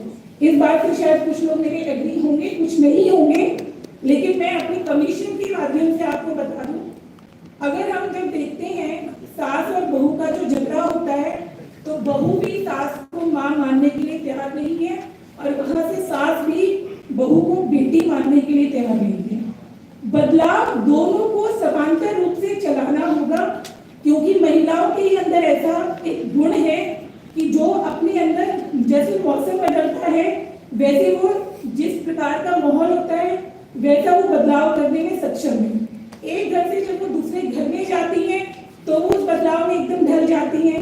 एक परिवार को छोड़ के जब वो दूसरे परिवार में जाती है तो वो उस बदलाव में ढल जाती है। कहने का मेरा तात्पर्य आप लोगों से यही है, जब तक हम नहीं बदलेंगे, चाहे वो पुरुष श्रेणी में आते हो चाहे वो महिला श्रेणी में आते हो, बदलाव हमें अपने आप में करना है। सबसे पहला वो बदलाव हमारे परिवार में दिखेगा। जब हम परिवार में उस बदलाव को कर पाएंगे तो कहीं ना कहीं हम एक कॉलोनी जहाँ हम रहते हैं वहाँ बदलाव कर पाएंगे। धीरे धीरे धीरे धीरे धीरे ये एक मिशन बनेगा और इससे समाज का एक अच्छा निर्माण होगा। इसीलिए मैं आज इस मंच के माध्यम से और कुछ नहीं कहूँगी, क्योंकि यहाँ सभी लोग अपने अपने एक्सपीरियंस देने के लिए बैठे हैं। मेरा आज के दिन आप लोगों से यही कहना है कि आज का दिन संकल्प लेने का दिन है कि इस अन्याय और पीड़ा को हम बिल्कुल भी नहीं सहेंगे। यह एक मूवमेंट बनाना है और यह एक आंदोलन के रूप में बनना चाहिए, ना कि केवल एक कार्यक्रम बनके सेशन करें और वीडियो देखें, ये नहीं। यहाँ से जो हमें सीख के हम जा रहे हैं उसको हमें अपने परिवारों में इम्प्लीमेंट करना है, जिससे हम जो अच्छा ले रहे हैं, हमें बहुत कुछ अच्छा लेने की आवश्यकता नहीं है। आपको 10 पॉइंट में से मुझे ऐसा सुझाव देना, आप लोगों को एक सुझाव देने का मन है कि आप लोग आज इस अंतर्राष्ट्रीय महिला दिवस के अवसर पर आप जो यहाँ पे बैठे हैं, अपना कोई एक संकल्प लेकर जाइए और अपनी पसंद का संकल्प लेके जाइए और उसको अपने घर से शुरुआत कीजिए। अगर मैं इस बात को भी बोलूं कि अगर एक जन आंदोलन बनता है तो मुझे लगता है कि ये जो हम बात करते हैं अंतर्राष्ट्रीय महिला दिवस की, वास्तव में ये एक सार्थक रूप से मनाया जाएगा। और इस प्रकार के कार्यक्रम चाहे यूनिवर्सिटीज कराती हैं या सोशल वर्कर्स कराते हैं, इनका प्लेटफॉर्म एक ही है, जागरूक, खुद से जागरूक होइए, औरों को जागरूक कराइए और उस जागरूकता से सबसे पहले खुद को जागरूक होने की हम सबको आवश्यकता है। मैं डिफेंस बैकग्राउंड से बिलोंग करती हूँ। मेरे माता पिता ने मुझे समांतर रूप से बेटा बेटी में कोई फर्क नहीं किया, लेकिन जब चैलेंज की बात आती है तो हमसे ये उम्मीद की जाती है कि बेटियां सफर भी आसानी से कर लेंगे, उस माहौल से निकल भी बहुत आसानी से जाएंगी, क्योंकि जो उनका माइंडसेट है उससे भी वो लोग निकल नहीं पाएंगे। तो माइंडसेट हमें बदलना है, तो हम ही इसका कारण है। हम दूसरों से उम्मीद ना करके स्वतः इस चैलेंज को लें कि हमें क्या सकारात्मक बदलाव करने हैं, उस दृष्टिकोण की तरफ हमें आगे बढ़ना है और एक अच्छे समाज का निर्माण करके अपने देश को का जो गाथा है वो सिर जो है वो ऊंचा करने का काम करना है। तो मैं एक बार आप सभी को बहुत बहुत धन्यवाद करती हूँ। शिवांश को मैं एक बार विशेष तौर पे दोबारा धन्यवाद करती हूँ कि एक प्लेटफॉर्म दिया, एंड बेस्ट ऑफ लक सभी बैठे हुए लोगों को यहाँ पर अंतर्राष्ट्रीय महिला दिवस की हार्दिक शुभकामनाएं।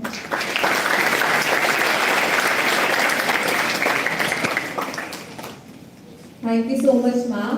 May I now request the President, sir, and Group Director, ma'am, to please come on the dais to felicitate our guest.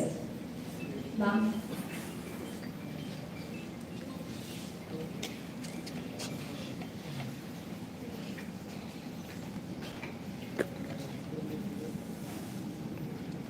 Can we please have a round of applause for our chief guest?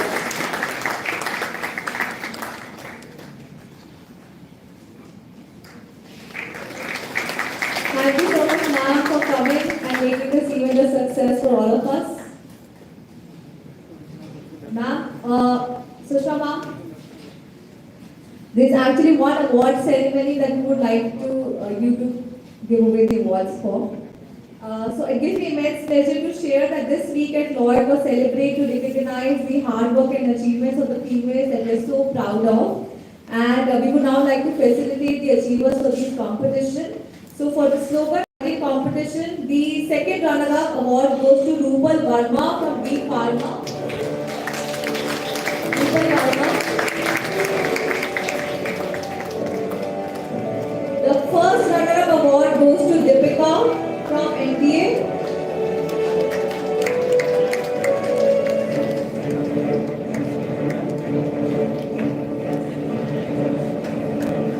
And the winner for slogan writing competition was Ashri Jain.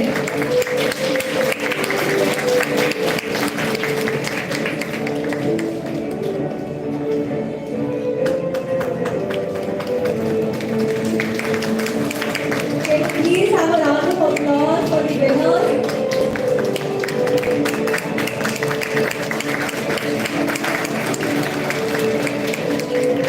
We also had a video making competition on My Kind of Women, and the winners are, the second runner award goes to Mansi Pandey from B Pharma.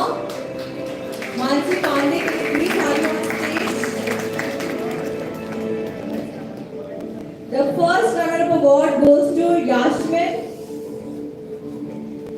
from B.Ed. Mansi Pandey, second runner up. The first runner-up award goes to Yashmin from B.Ed.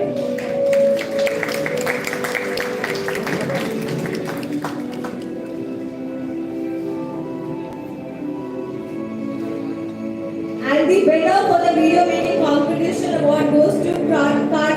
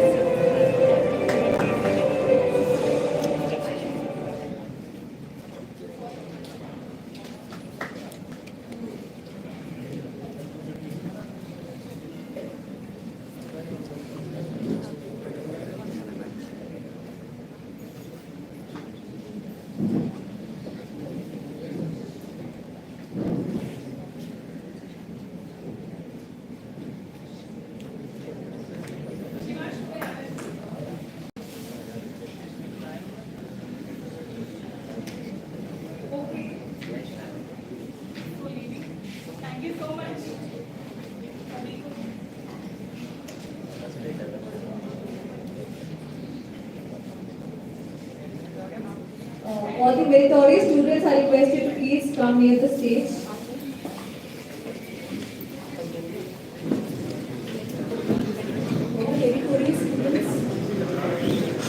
Meritorious students and everyone, please come and listen. We have the left side of the stage, please.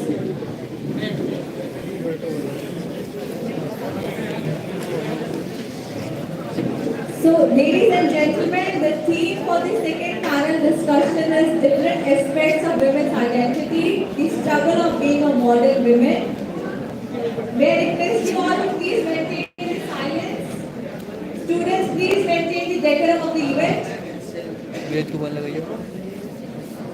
As the society has evolved, the role of women has changed multifold. Once defined by relationships and confined to the four boundaries of house, today women are expected to compete with men professionally without compromising on their household activities and family responsibilities. Even today, women are judged on how much they care about others. As the world progresses and is run equally by men and women, so should be the house. Over to Neetu now for the discussion. Students, requesting you all to please maintain the silence. No more noise, please.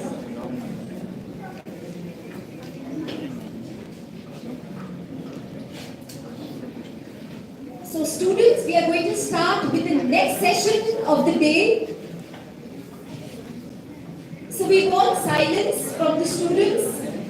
We are here only for you. So now we would not be encouraging any student to get up or leave the auditorium. And please maintain silence. You never know when the flicker of light ignites and that becomes your day, your life, your journey. So keeping that as the momentum, all the focus on us. Thank you once again, and I would like to welcome all the dignitaries on the stage for yet other motivating, sensational and scintillating session that we are aspiring and we are going to begin. So the discussion today is on the topic of different aspects of women, the struggle for existence in the modern society. I always believe that nothing happens without a purpose. I had Mr. Lloyd sitting right at the end of the culmination of the change in the previous session.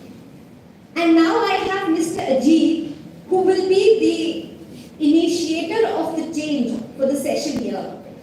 So, you being the representation of the other gender at the bias today, I'll start to begin with you, sir.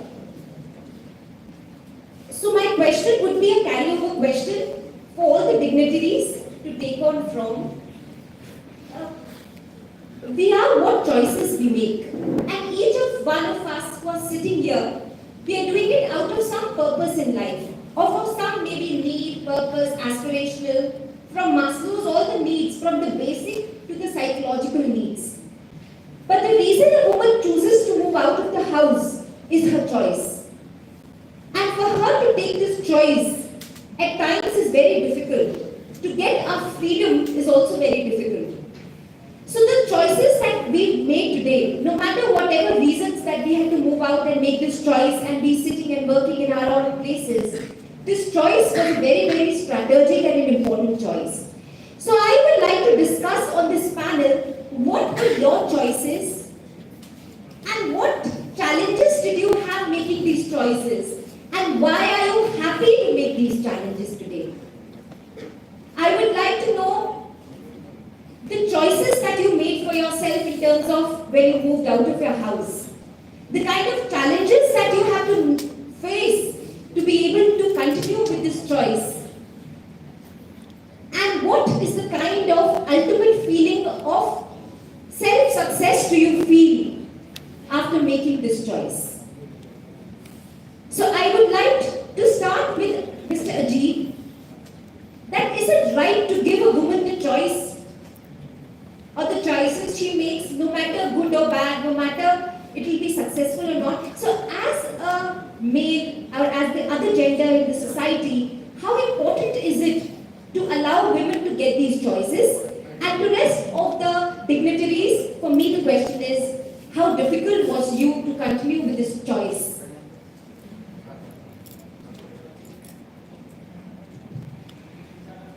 Very, I would say, significant issue that you have raised. Choices. In fact, as she rightly said, some are choices by choice, or otherwise you are forced to take a choice. But I would like to cover a different perspective. Today we are sitting in an urban environment, and mostly our discussions are focused on the choices the urban ladies have, or at least they had a privilege of having a certain level of education and environmental support and everything. But having worked in the largest bank of the country and also worked in areas from international to absolute rural, I am able to relate this question to my last assignment which I had, where I was having almost 16,000 employees with diverse culture and language and everything. But what connected me was, especially it's very even vivid today in my mind, the choices ladies have exercised in a state of Bihar, where when we are talking of going out, they had exercised the choice of staying put very close to their home. But by forming something called, I am sure at least youngsters would be aware, today we call of HELP, but that is something called self-help group. The self-help group, you will be amazed, it is the largest in the country and most celebrated one, where women in a group of 10 to 15, they join together and they contribute 10 rupees, 5 rupees, whatever they are able to contribute, and engage in a meaningful employment. I mean, exactly that is not employment because it is self-employment, like weaving a tokri, which in rural areas people use. And the banks come in and help them with top-up of that 5 times or 10 times, depending upon what kind of investment ladies make. Today we talk of entrepreneurship in urban women and all. My salute to the women of Bihar who have celebrated entrepreneurship at that level where they are not educated. And the story doesn't stop there. One of them they are all called DBs, and one of them is a Sakhi. And Sakhi is the one who does all the accounting, minded. She is not trained in accounts, she has never seen an MBA college or something, but she is perfect. Believe me, as a banker, I could find no fault in the accounting which they were making. Absolutely handwritten and not hard. But the only issue is, do we support such ventures or not? Do we celebrate such ventures or not? We call them, they are backward, they are not educated or something, and just forget about in the glamour of a developed world. But they also contribute. Because when you say contribution, what I seem to mention is that if it is a 50%, then only 50% contributing to the economic wealth doesn't work. The other 50%, although in technical sense, whatever food is cooked at home also should be added in the economic value and added to the GDP of the country, but it doesn't happen because data is not there. But if that is the parameter, other parameter, if they are able to supplement, I think that is something, the choices they have exercised, and I am amazed that the choices they had consciously exercised, and we were only there to just support. And I wish that this kind of choice more and more women exercise, and society, once it is sensitized, I am very hopeful that it is sensitized today, will support such ventures and make them.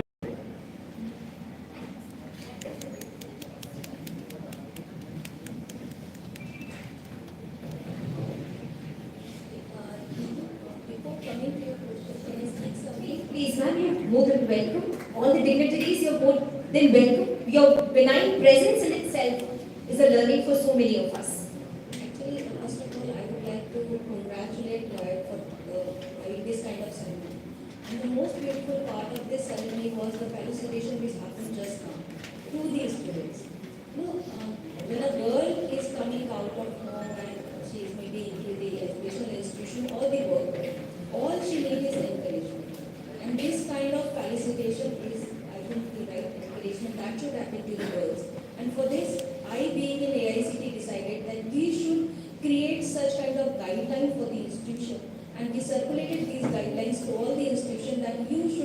felicitate the girls, the women who are in your institution time to time to encourage them. And I'm really happy to see that this is happening today. So first of all, congratulations for that. Second thing is, today being the Women's Day in AICT, also there is one program where all the institutions who have done a wonderful work for women community living nearby, they will be felicitated. And Honorable Minister of Education is there. But when this program's invitation came to me and I talked to my higher-ups, they said, yes, there is a program, we need you here, but this is more important that you go out, you share your experience with the people, you encourage the girls. And I think this is the right example of women empowerment. They empowered me to come here, and I learned a lot from people who are here, and maybe some of these students, they will be learning something from me. So this is the wonderful.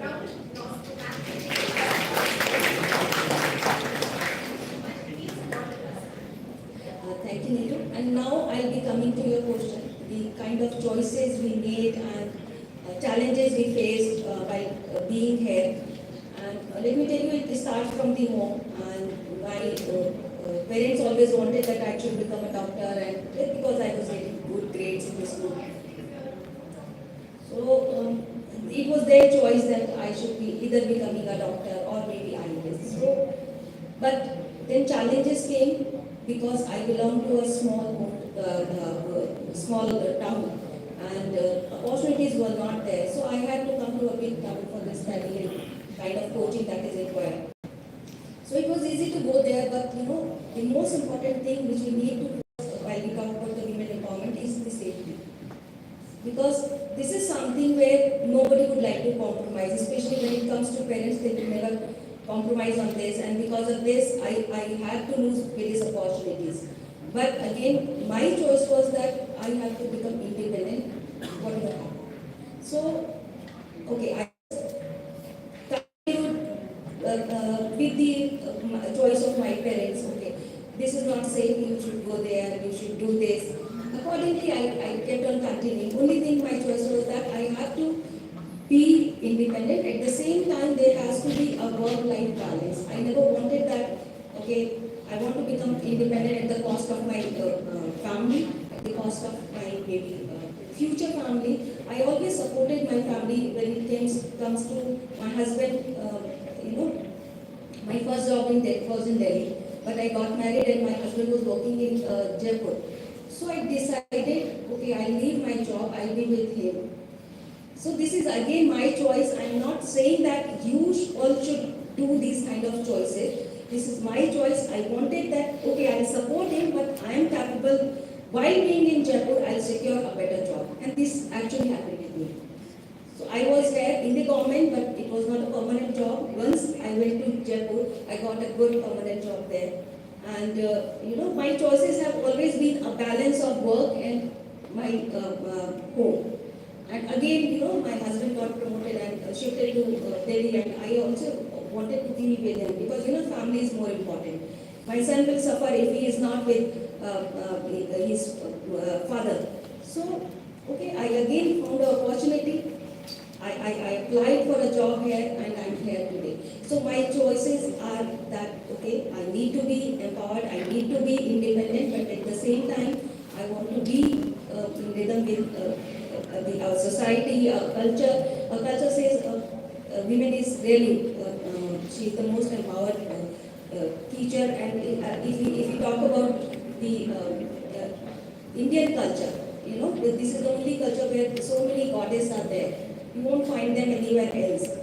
So we are already empowered. We are here to support the other gender. It is not that we are needing any support from them. Okay. So this has been my choice. I would like to tell everyone that there is a difference between being extreme feminist and supporting the westernization. I always believe in my culture, and I believe that you can be feminist, deep rooted in your culture. You need not follow westernization for that. Thank you. Thank you, Dr. Neetu. I would like to say that you made very strong choices in a very subtle framework of yours, and this proves the strength of a woman. So great, ma'am. Thank you for your insights. And Sabina ma'am, now I will take the luxury of knowing you better because I already know you better. So I very well know that you are a very hard-working person who's never taken the second no compromise for work, because you were associated with Lloyd as assistant professor before you got married. Now you have blessed with a small little one. So I want to understand this choice of being an entrepreneur, at the same time the choice of leaving a little one who's just 3 months old. God bless you and your little one. Congratulations. How do you make this choice? First of all, I would like to thank you, Lloyd, for having me back. It's always good to be here. I don't know, there's something magical about this place, I say. Because otherwise, it's so difficult these days to get up on time in the morning and make it here. I'm very happy and proud of myself, but then I also feel it had something to do with the place, because this place gave me a chance of actually identifying what I always wanted to do, which is something I really loved. Engaging with students, and I felt that was my calling. It's a part of the fact that, of course, I also take care of my family business, and I'm also a research scholar at JAMIA. Well, let me tell you something. I take this entire Women's Day discussion in a different perspective. I think we place so much, so less weight on the humanity. I think that the entire problem comes when you start believing that women are less human than men, you know. I mean, if we start treating women as human as possible, I think there will be no bias, first of all, because then you uphold the principles of humanity. If you create a challenge for a woman, be it a man or a woman, you know, so I believe that it's women who sometimes becomes the biggest enemy of another woman. Somebody mentioned, our chief guest mentioned, I guess, she said, Sas Berman on that. So basically, if we treat each other as human as possible, there will be no discrimination, there will be no bias in the first place. But then we think that women are less human. They have to take care, they have to have it the hard way. We don't have to have it the hard way. Pain, we should not normalize pain at any point in time. Coming back to my journey, I don't have a very great, journey. I'm just starting off. My family, thankfully, my dad, I say my dad because it's always the men who decide. He never really created that kind of difference between my brother and my sister and I. We were blessed. He gave us opportunities. But you know, when you move out there, then you feel like, okay, even if your father did what he had to, there's so much out there which stops you, you know. I was doing all well and dreaming like anything till I did my masters, I wanted to do this and that. But then one day I realized, okay, now there's age, marital age, ab to shaadi karni hai, you know. So if I decide I don't want to do it right now, then it was my mom, by the way, who said, no, this is the time. So the woman again doesn't understand, you know. She feels that, okay, it's her responsibility to get me married. No, it's not her responsibility. It's about time. It's about destiny. It's about fate. But nobody wants to believe that we lack faith. Therefore, I was pushed into that move. Now we have to get married. Okay, now I found a person of my choice. I have an intercultural marriage, by the way, which is again a challenge. I am Kashmiri, but my husband happens to be from Delhi. So this was another challenge because back in my hometown, everybody thought that, okay, now this female has definitely, gone out of her way. And who's the guy, who's him, where are they from, what's the culture like, what does he do? And how can we even marry out of culture? We can. We marry human beings, we don't marry where they come from. We marry their qualities, we marry the kind of people they are. So much so that I was aware of this guy, but then at the same time I was very unaware of the culture. But I'll again go back to the same thing. I only had one thing in mind, that if I start treating them as humans, if I don't treat my mother-in-law, my sister-in-law, my family over there as rules and the titles they have, if I treat them as humans as possible, I think everything is going to fall in place.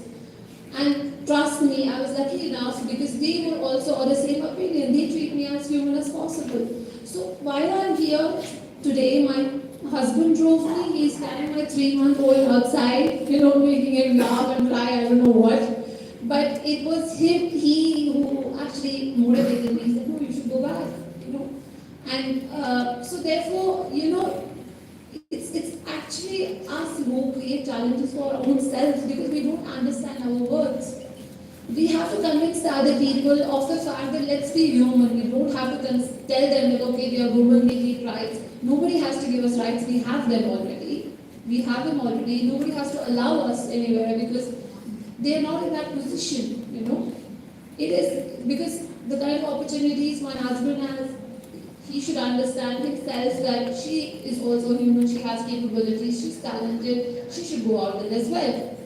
And we also undermine the ordinary life of a woman. We do so much in our day-to-day space that sometimes we want to celebrate that also. It's not just in the public spaces, it's something that we do at home for our family. It's so much that we give every day that it's actually men who we should greet with Happy Women's Day. I was just coming by and a student wished me Happy Women's Day. I was like, men have more than many reasons to celebrate this day, because they wouldn't even be here like so.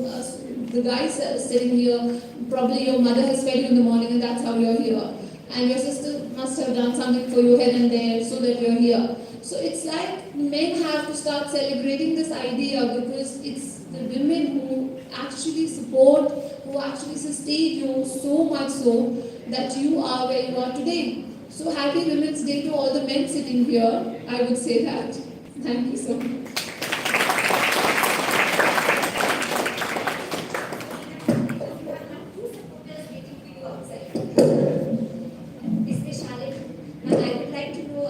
Your choices and the challenges and what is the outcome of that choice?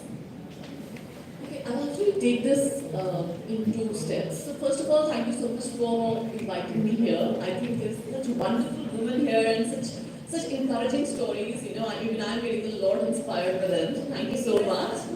Absolutely, and I think we're all doing a live event after almost 2-3 years of COVID. So it's just lovely meeting people.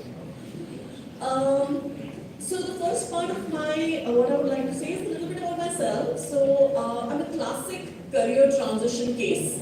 So guys, you don't have to worry about the choices you're making in your subjects. I'm a homeopathic doctor. I did practiced medicine. I went to the corporate side. I did 15 years of hardcore corporate work, L&D, talent, HR. Last 3 years, I've been associated with NASCOM on a digital skilling project, and I'm training people on AI and blockchain cybersecurity. So you can't get more diverse with this. Of course, every role had a set of challenges. You had butterflies in your stomach, not sure. Today, in fact, I laugh. Tell me any doctor who can rattle off blockchain like I do. So. It was a choice I made, and it was difficult. I had to do a lot of hands-on learning, etc. But I have thoroughly enjoyed every journey, every failure, every win. So I think what I like to talk to the students here is that it's your journey. While you're hearing all of us, you have to embrace the choices that you will be making. The person sitting next to you, you don't know 5 years down the line, they have a very different journey than you. So embrace the journey. You have to enjoy what we're doing. I think as women, we're very harsh on ourselves. We are very critical of ourselves. We're not sure whether we're dressed right, we look right, are we confident, do we have the attitude or to go in a room full of men, sit in the board room, talk to people who are probably minting money, So there's always that knack of, am I good enough? I think that is what you have to remove. You have to like and respect yourself for others to like and respect you. So I love that Bollywood movie dialogue, मैं अपनी favorite हूँ. So you all have to really step back and say, क्या आप अपनी favorite हैं? Of course, all of you will be successful. All of you have your own journeys. And all of you will have to be satisfied and embrace the journey.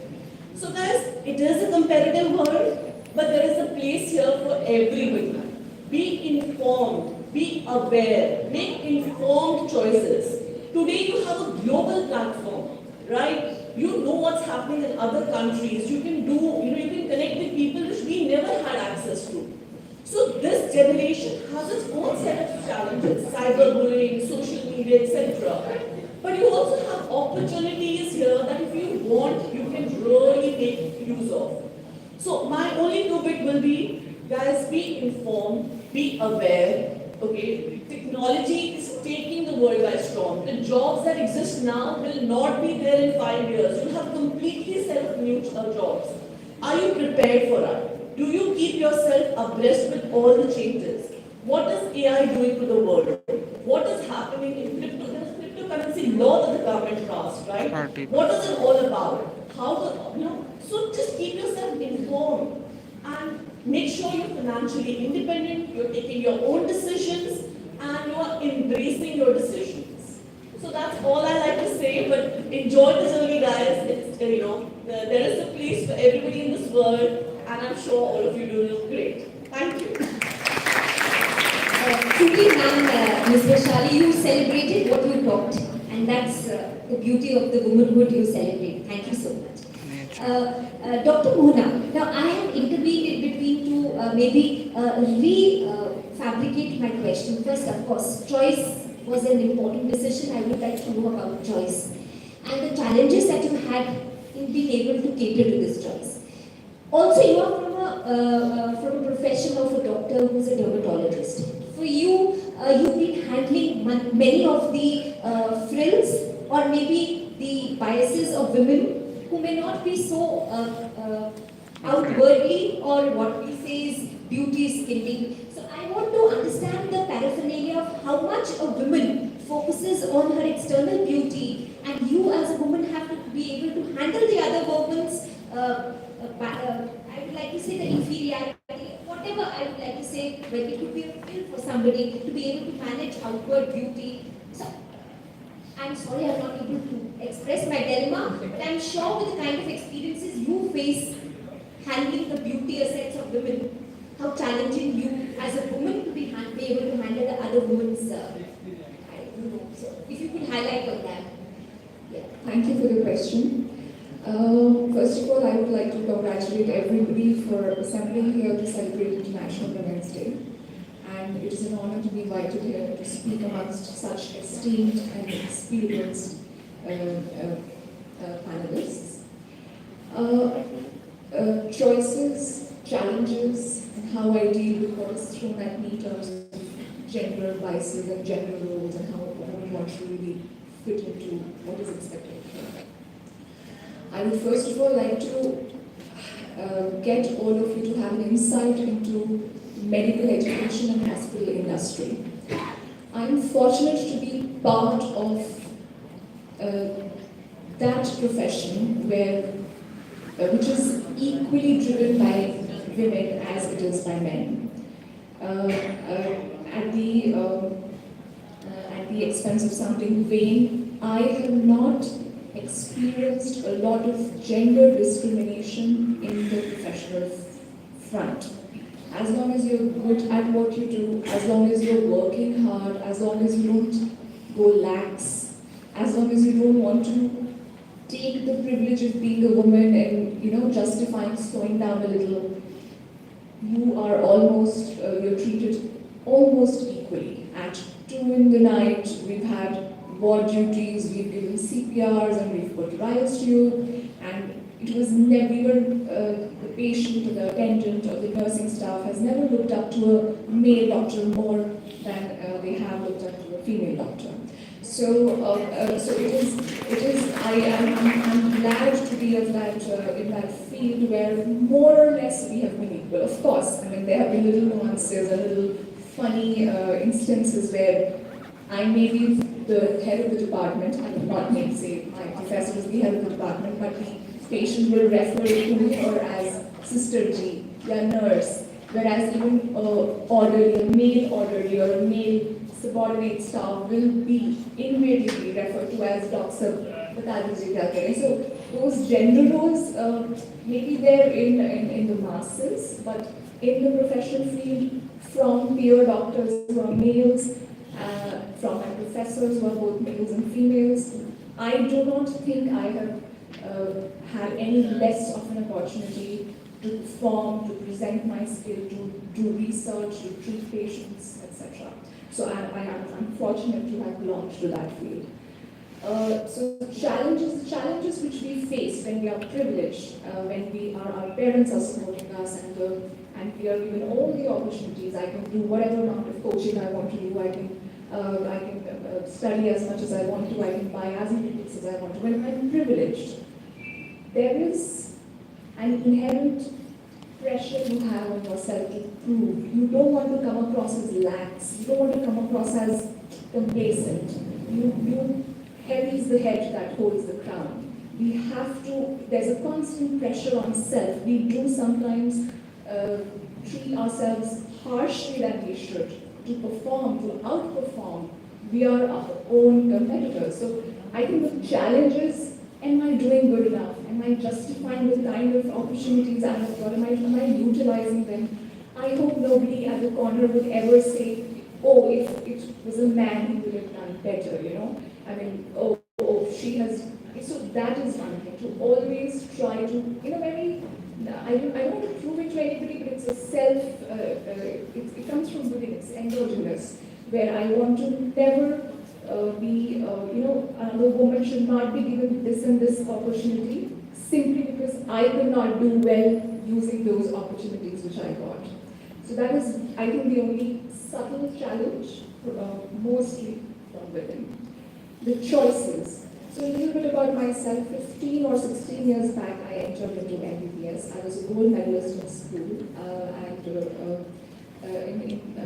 so because of some issues like ill health and some other issues, I could not clear my medical entrance exam in the first go. But this is a pre-medical entrance. However, my brother, I have an elder brother, had gotten into the second best medical college of the country, second only to AIMS, which is Maulana Azad Medical College near Delhi. He had gotten into that college in the first attempt. He's 4 years elder to me. So when I did not get through, I got 440 rank, and I think up to 250 would get into it. So my father and my mother just concerned, if you feel it's too much of an issue, it's fine. Why waste a year? We can get you admitted into it. At that time, it was now there is NEET, which is covering every college. At that time, we could, you could pay a little, and because I had qualified, my rank was 440, so I could enter into the management seat of one of the private medical colleges. But I put my foot down at the cost of wasting a year and not really knowing whether although I knew if I work hard enough, I should make it. I put my foot down, I dropped a year. I'm trying to stress on this over here because dropping a year, especially for women, maybe not for me, but most of the women, will be a big deal. So and my parents totally supported it. With conviction, I was like, no, I absolutely have to go into the medical college where my brother went. And there's no other way. You have to work your way through. You're not paid to get into that government medical college. So you have to work hard. So I dropped a year, studied really hard, more hard than last year, and I happened to get a very good rank in the 40s, and I entered the second best medical college in the country. That is something, so once a Mulani, always a Mulani. I don't know how many people are into the medical field here, but yes, I'm second to only AIMS, and in many ways will be better than AIMS.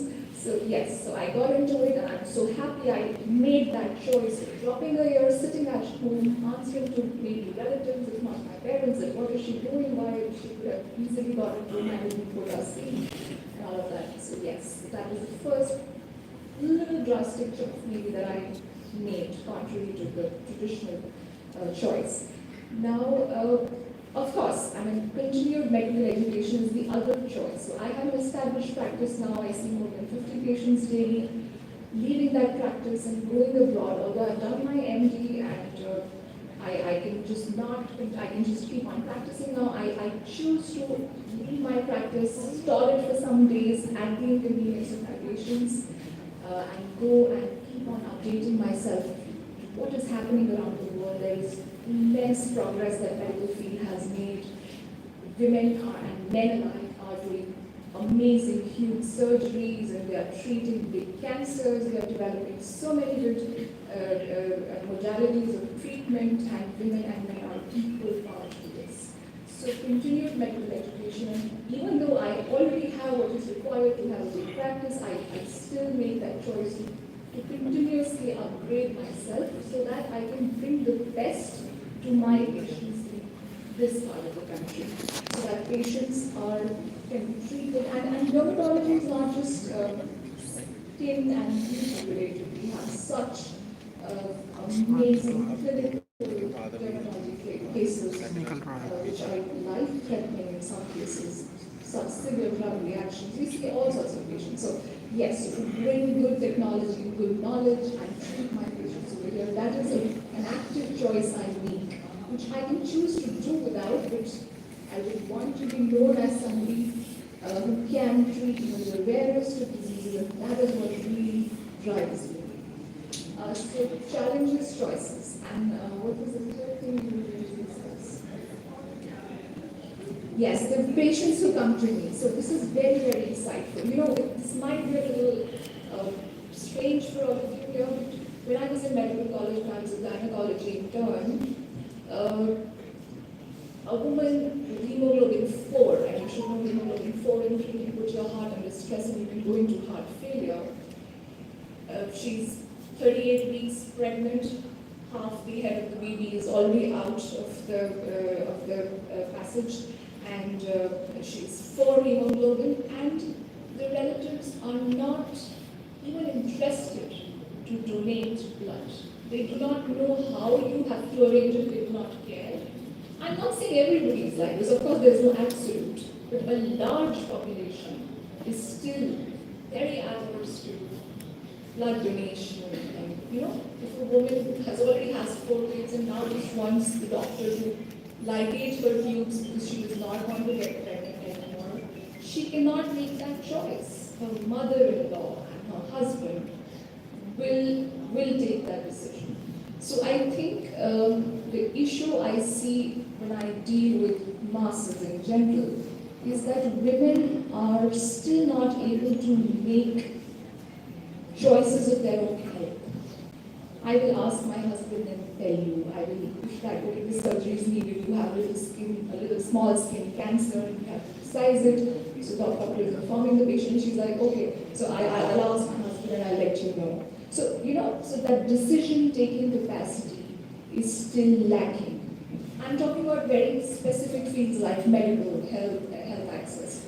Health access. A woman will wait for her husband to, I many times ask them, what took you so long? You've been suffering from this for 3 months. So there was nobody to bring me to the hospital. There was nobody. So little issues like that. Of course, it can be related to security. She cannot be alone on the road. I agree with that. This is more of a social issue than an individual woman issue. But still, we are still facing these issues. Now let's come to specific skin. Yes, a lot of little children with their parents concerned. Can you give us a cream which can make my child fairer? You know, she's a girl, that basically shadi hoti. Or for that matter, you know, this boy has a big birthmark, so can we start the laser treatment now? This girl has this issue, can we start the treatment because she has to get married? So I always tell them, you know, if it's a girl, but even if it was a boy, you would want to take treatment for that. So, you know, we don't really have to say things like, even a boy should be treated for those things. So that gender, it's so deep-rooted. We are fortunate, we are 1% of the people here. We are fortunate, we are privileged, and we should be thankful and we should be living up to it. But we are still, the reality, ground reality, in basic things like health, education, you know. I also feel very good when a lot of patients come and they say, you know, we are going to bring our daughter to meet you. We want her to be a doctor one day. So yes, I also identify that we have to be very responsible. We cannot say, we cannot be going on here saying we have to be very careful because people get influenced by us, they listen to us. So yes, so these are, related to skin, A lot of women come to me for skin lightening treatments. It's a huge market. We all know that. Most of the guys is there. And even though they are ready to shell out a lot of money for that, our stand is clear, at least my stand, and I'm sure most of the dermatologists agree with me here, that we tell them, you have a healthy skin, you have a good complexion, you can work on the little diseases that could be there, but neither do you need to upgrade your color tone, frankly speaking, and nor will I really be able to do it. There is no proper medical treatment which can actually make you somebody else. There is not. So don't believe somebody who does that.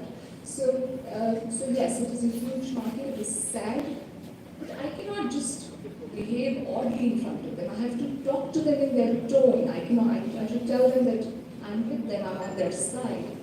But yes, there's a very gradual change we're seeing, and there is access to a lot of men want to groom and they want to access cosmetic dermatology. A lot of men and women both. So men also, especially in metros, of course. I'm not talking about smaller areas, but yes, a lot of men and women are now accessing. They want to look better. They want to take care of their skin. They are more aware. Yes, definitely there are changes we're seeing. Dr. Mona, I would like to really congratulate you. I started the session by saying I would have all divine personalities on the stage. And I'm assured, after what you spoke, I don't think I made the wrong choice of words. Truly, it was divine. Thank you. Thank you so much. And the last speaker for the day, and that is MS.VADANA. So you already have one fan, and this is me. Because Dr. Vedana had told me about you being an avid swimmer. And it really is so encouraging. And with the kind of business and the way you've taken forth the business, it's really, I'm sure it's going to be challenges, opportunities, and so much that you would like to share. You would be a conclusive speaker for the day, ma'am. So I am truly honored to be a part of this forum. It is amazing the kind of positive energy we have here today. Since we are discussing about choices and the challenges that we face, I would like to say that I chose to see a dream for myself. A dream where I could have a stable and promising career, like every one of you see for yourself after passing out from the college.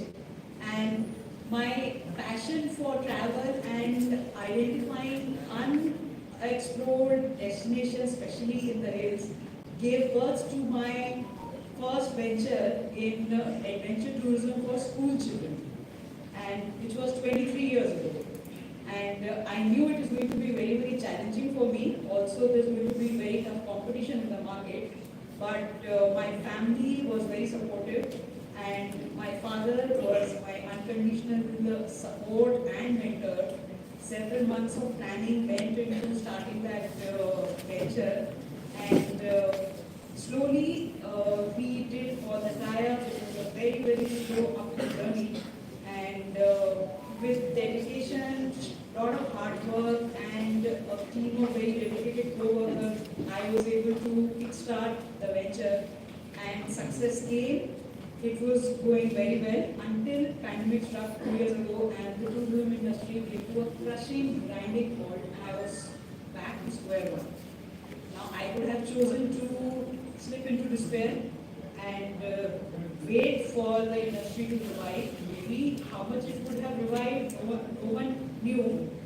But I made a choice to, get out of that depression and those dark days. That is when my mother, who is as young as 70 years, took the reins in her hand, and she came up with an idea of starting, like manufacturing and marketing handcrafted edibles, pickles and chutneys.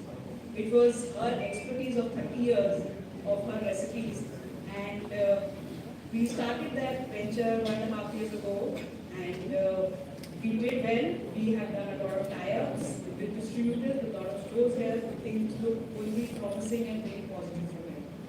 So what I'm trying to say is that we need to make a choice of, believing in our dreams. We have to have courage to see that we can reach a place, because fortune favors only the brave. And to all the women here and everywhere who are working endlessly, working long hours, not wanting to give up, I only want to say one thing to them.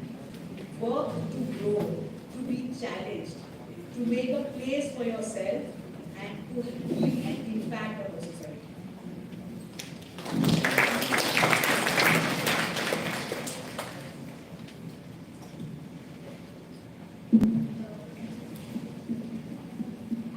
That I will be going ahead with second question, third question, but as a moderator today I was told to be numb, because the renaissance of each one of your stories that came out has reflected some facet of discussion that was supposed to happen, but it was so beautifully weaved into a charismatic baton that, or a torch-bearing instance of synergy, that I am left, that I don't think we need a moderator for a session, because each one of you have been charismatic on the stage to have shared your experiences in such a humble way, and I'm sure that the strength and the conviction that was required would have been immense. This is the power of the woman, that it's invisible. Keeping this momentum going, I would like to wish all the student girls who are sitting in front of me that imbibe the commitment, the strength, the vigor, the passion, and the zeal to be in whatever little spaces you are, to create a niche for yourself. And for my little young boys who are sitting in the audience, respect the woman who is sitting next to you, because you have to be the enabler for them to be successful. And with this note, I would like to end the session for the day, and God bless you.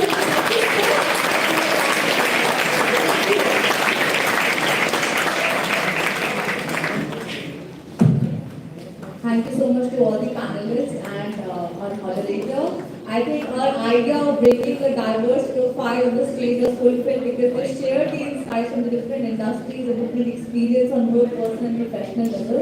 So thank you so much.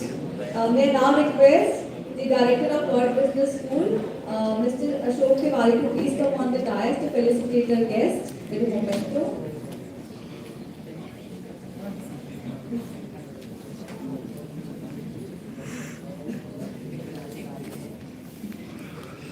MS.SWATI Bhatnagar, Entrepreneur, Adventure Tourism and Handcraft Director.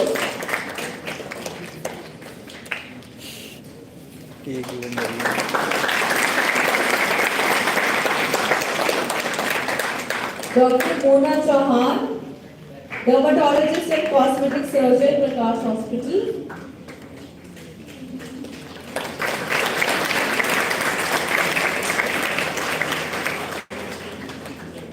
Ms. Vishali Taneja, NASCOM Future Skills Partner Engagement Lead.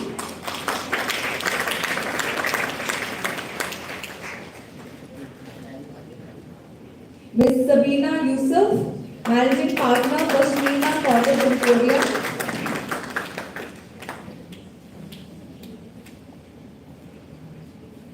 Can we have a round of applause?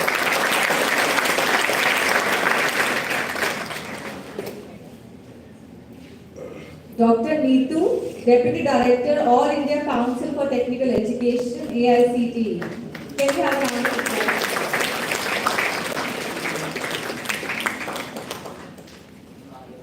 Mr. Ajit Sood, Partner, RBSA Restructuring Advisors. Can we have a round of applause?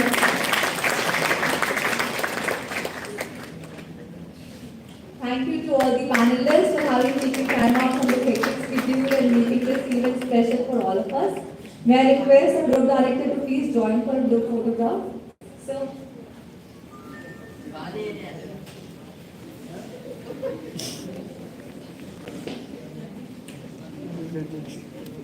क्या बोला झूठ? विदित शैतानी कर रहा है। क्या कर रहा? पता नहीं क्या कर रहा है विदित, शैतानी कर रहा है।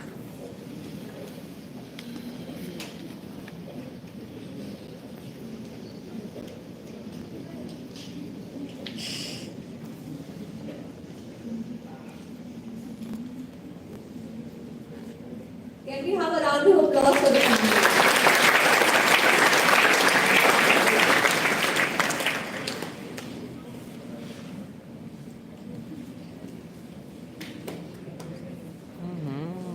Effects. Aperture. Thank you so much for joining. चलो फिर is this reference bro?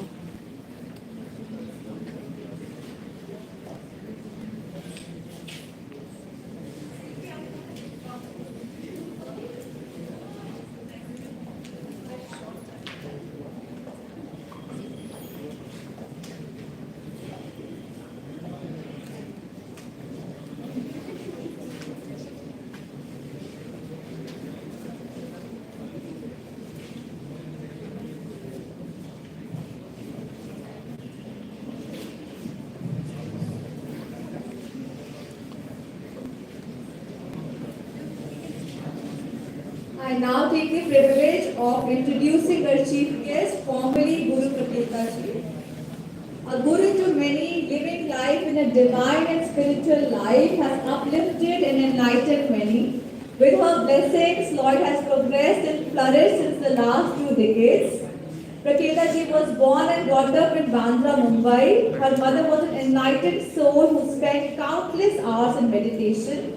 She was a spiritual guide to many and a philanthropist to who uplifted the needy.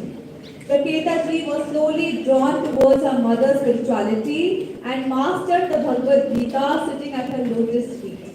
Praketa Ji then married to Mr. Amit Luthra, who is a famous golfer and Asian Games gold medalist and Arjuna awardee. Praketa Ji's husband and family fully supported her as she spends all her time guiding, uplifting and enlightening so many people and preaching lessons of oneness and sameness. Ma'am, it's a pleasure to have you with us. May I request you to please come on the dais. Can we have a round of applause for this?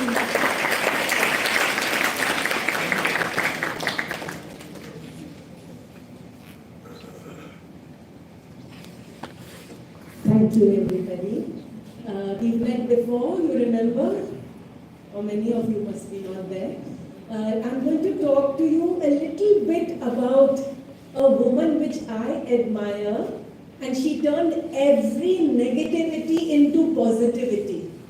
One is to fight the negative energy. One is to turn it into positive energy. And that was Mirabai. Everybody's heard of Mirabai? Yes, ma'am. Yes. So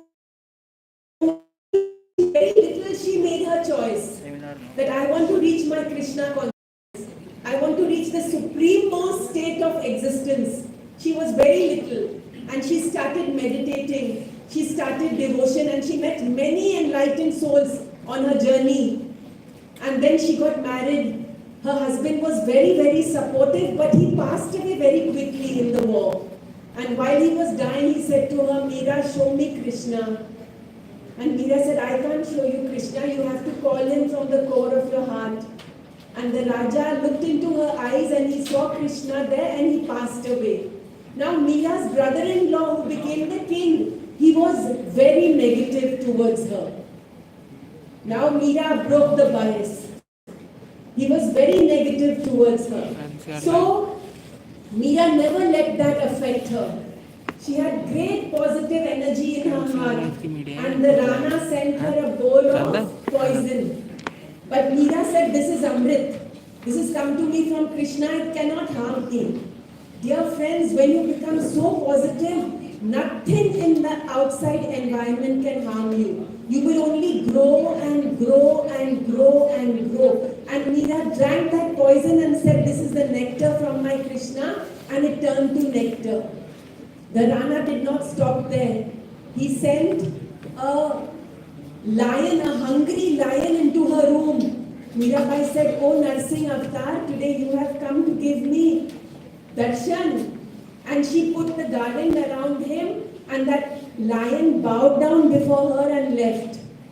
She turned every negative into positive. And I'm going to give you a magic mantra, dear friends. The moment you wake up in the morning, just chant Om Shri Ganeshaya Namaha.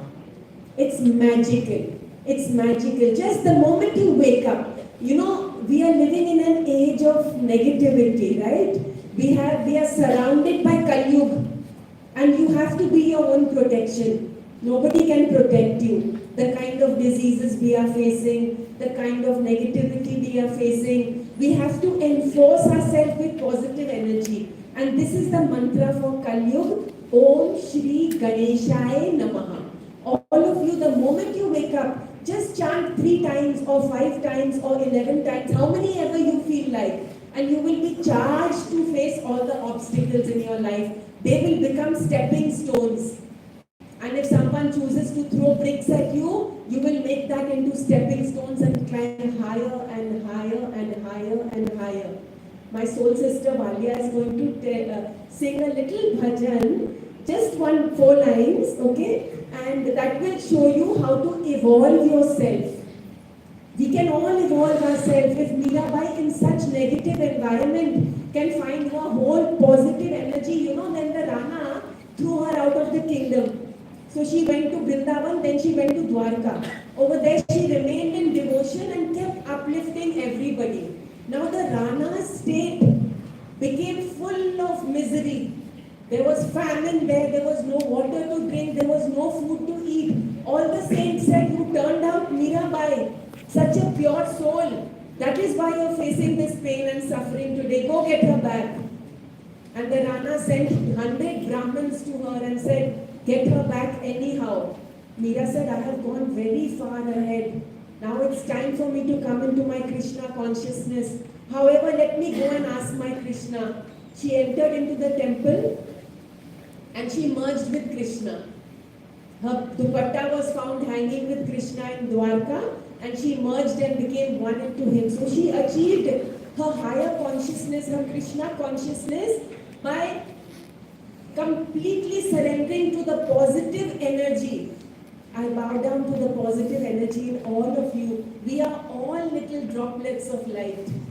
We are all whole and complete within. We have worn this cover, and we will do the best karmas we can to reach our Krishna consciousness, each one of us. Just come and do the little bhajan. No, you need a mic. You have a mic, okay. Just listen to this, you'll understand what I'm saying, okay?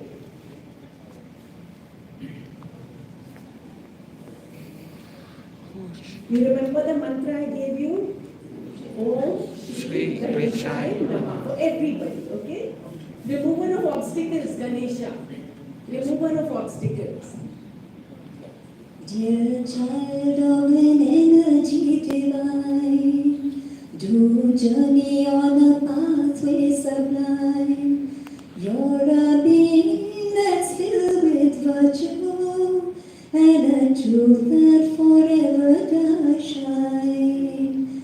Dear child of an energy divine, we are little drops of light who had forgotten their mind. We are little bearers of truth that had wilted in their youth. The Master then came along, singing an uplifting song. You're the soul that never does die, that never does cry or sigh. Dear child of an energy divine. So we are all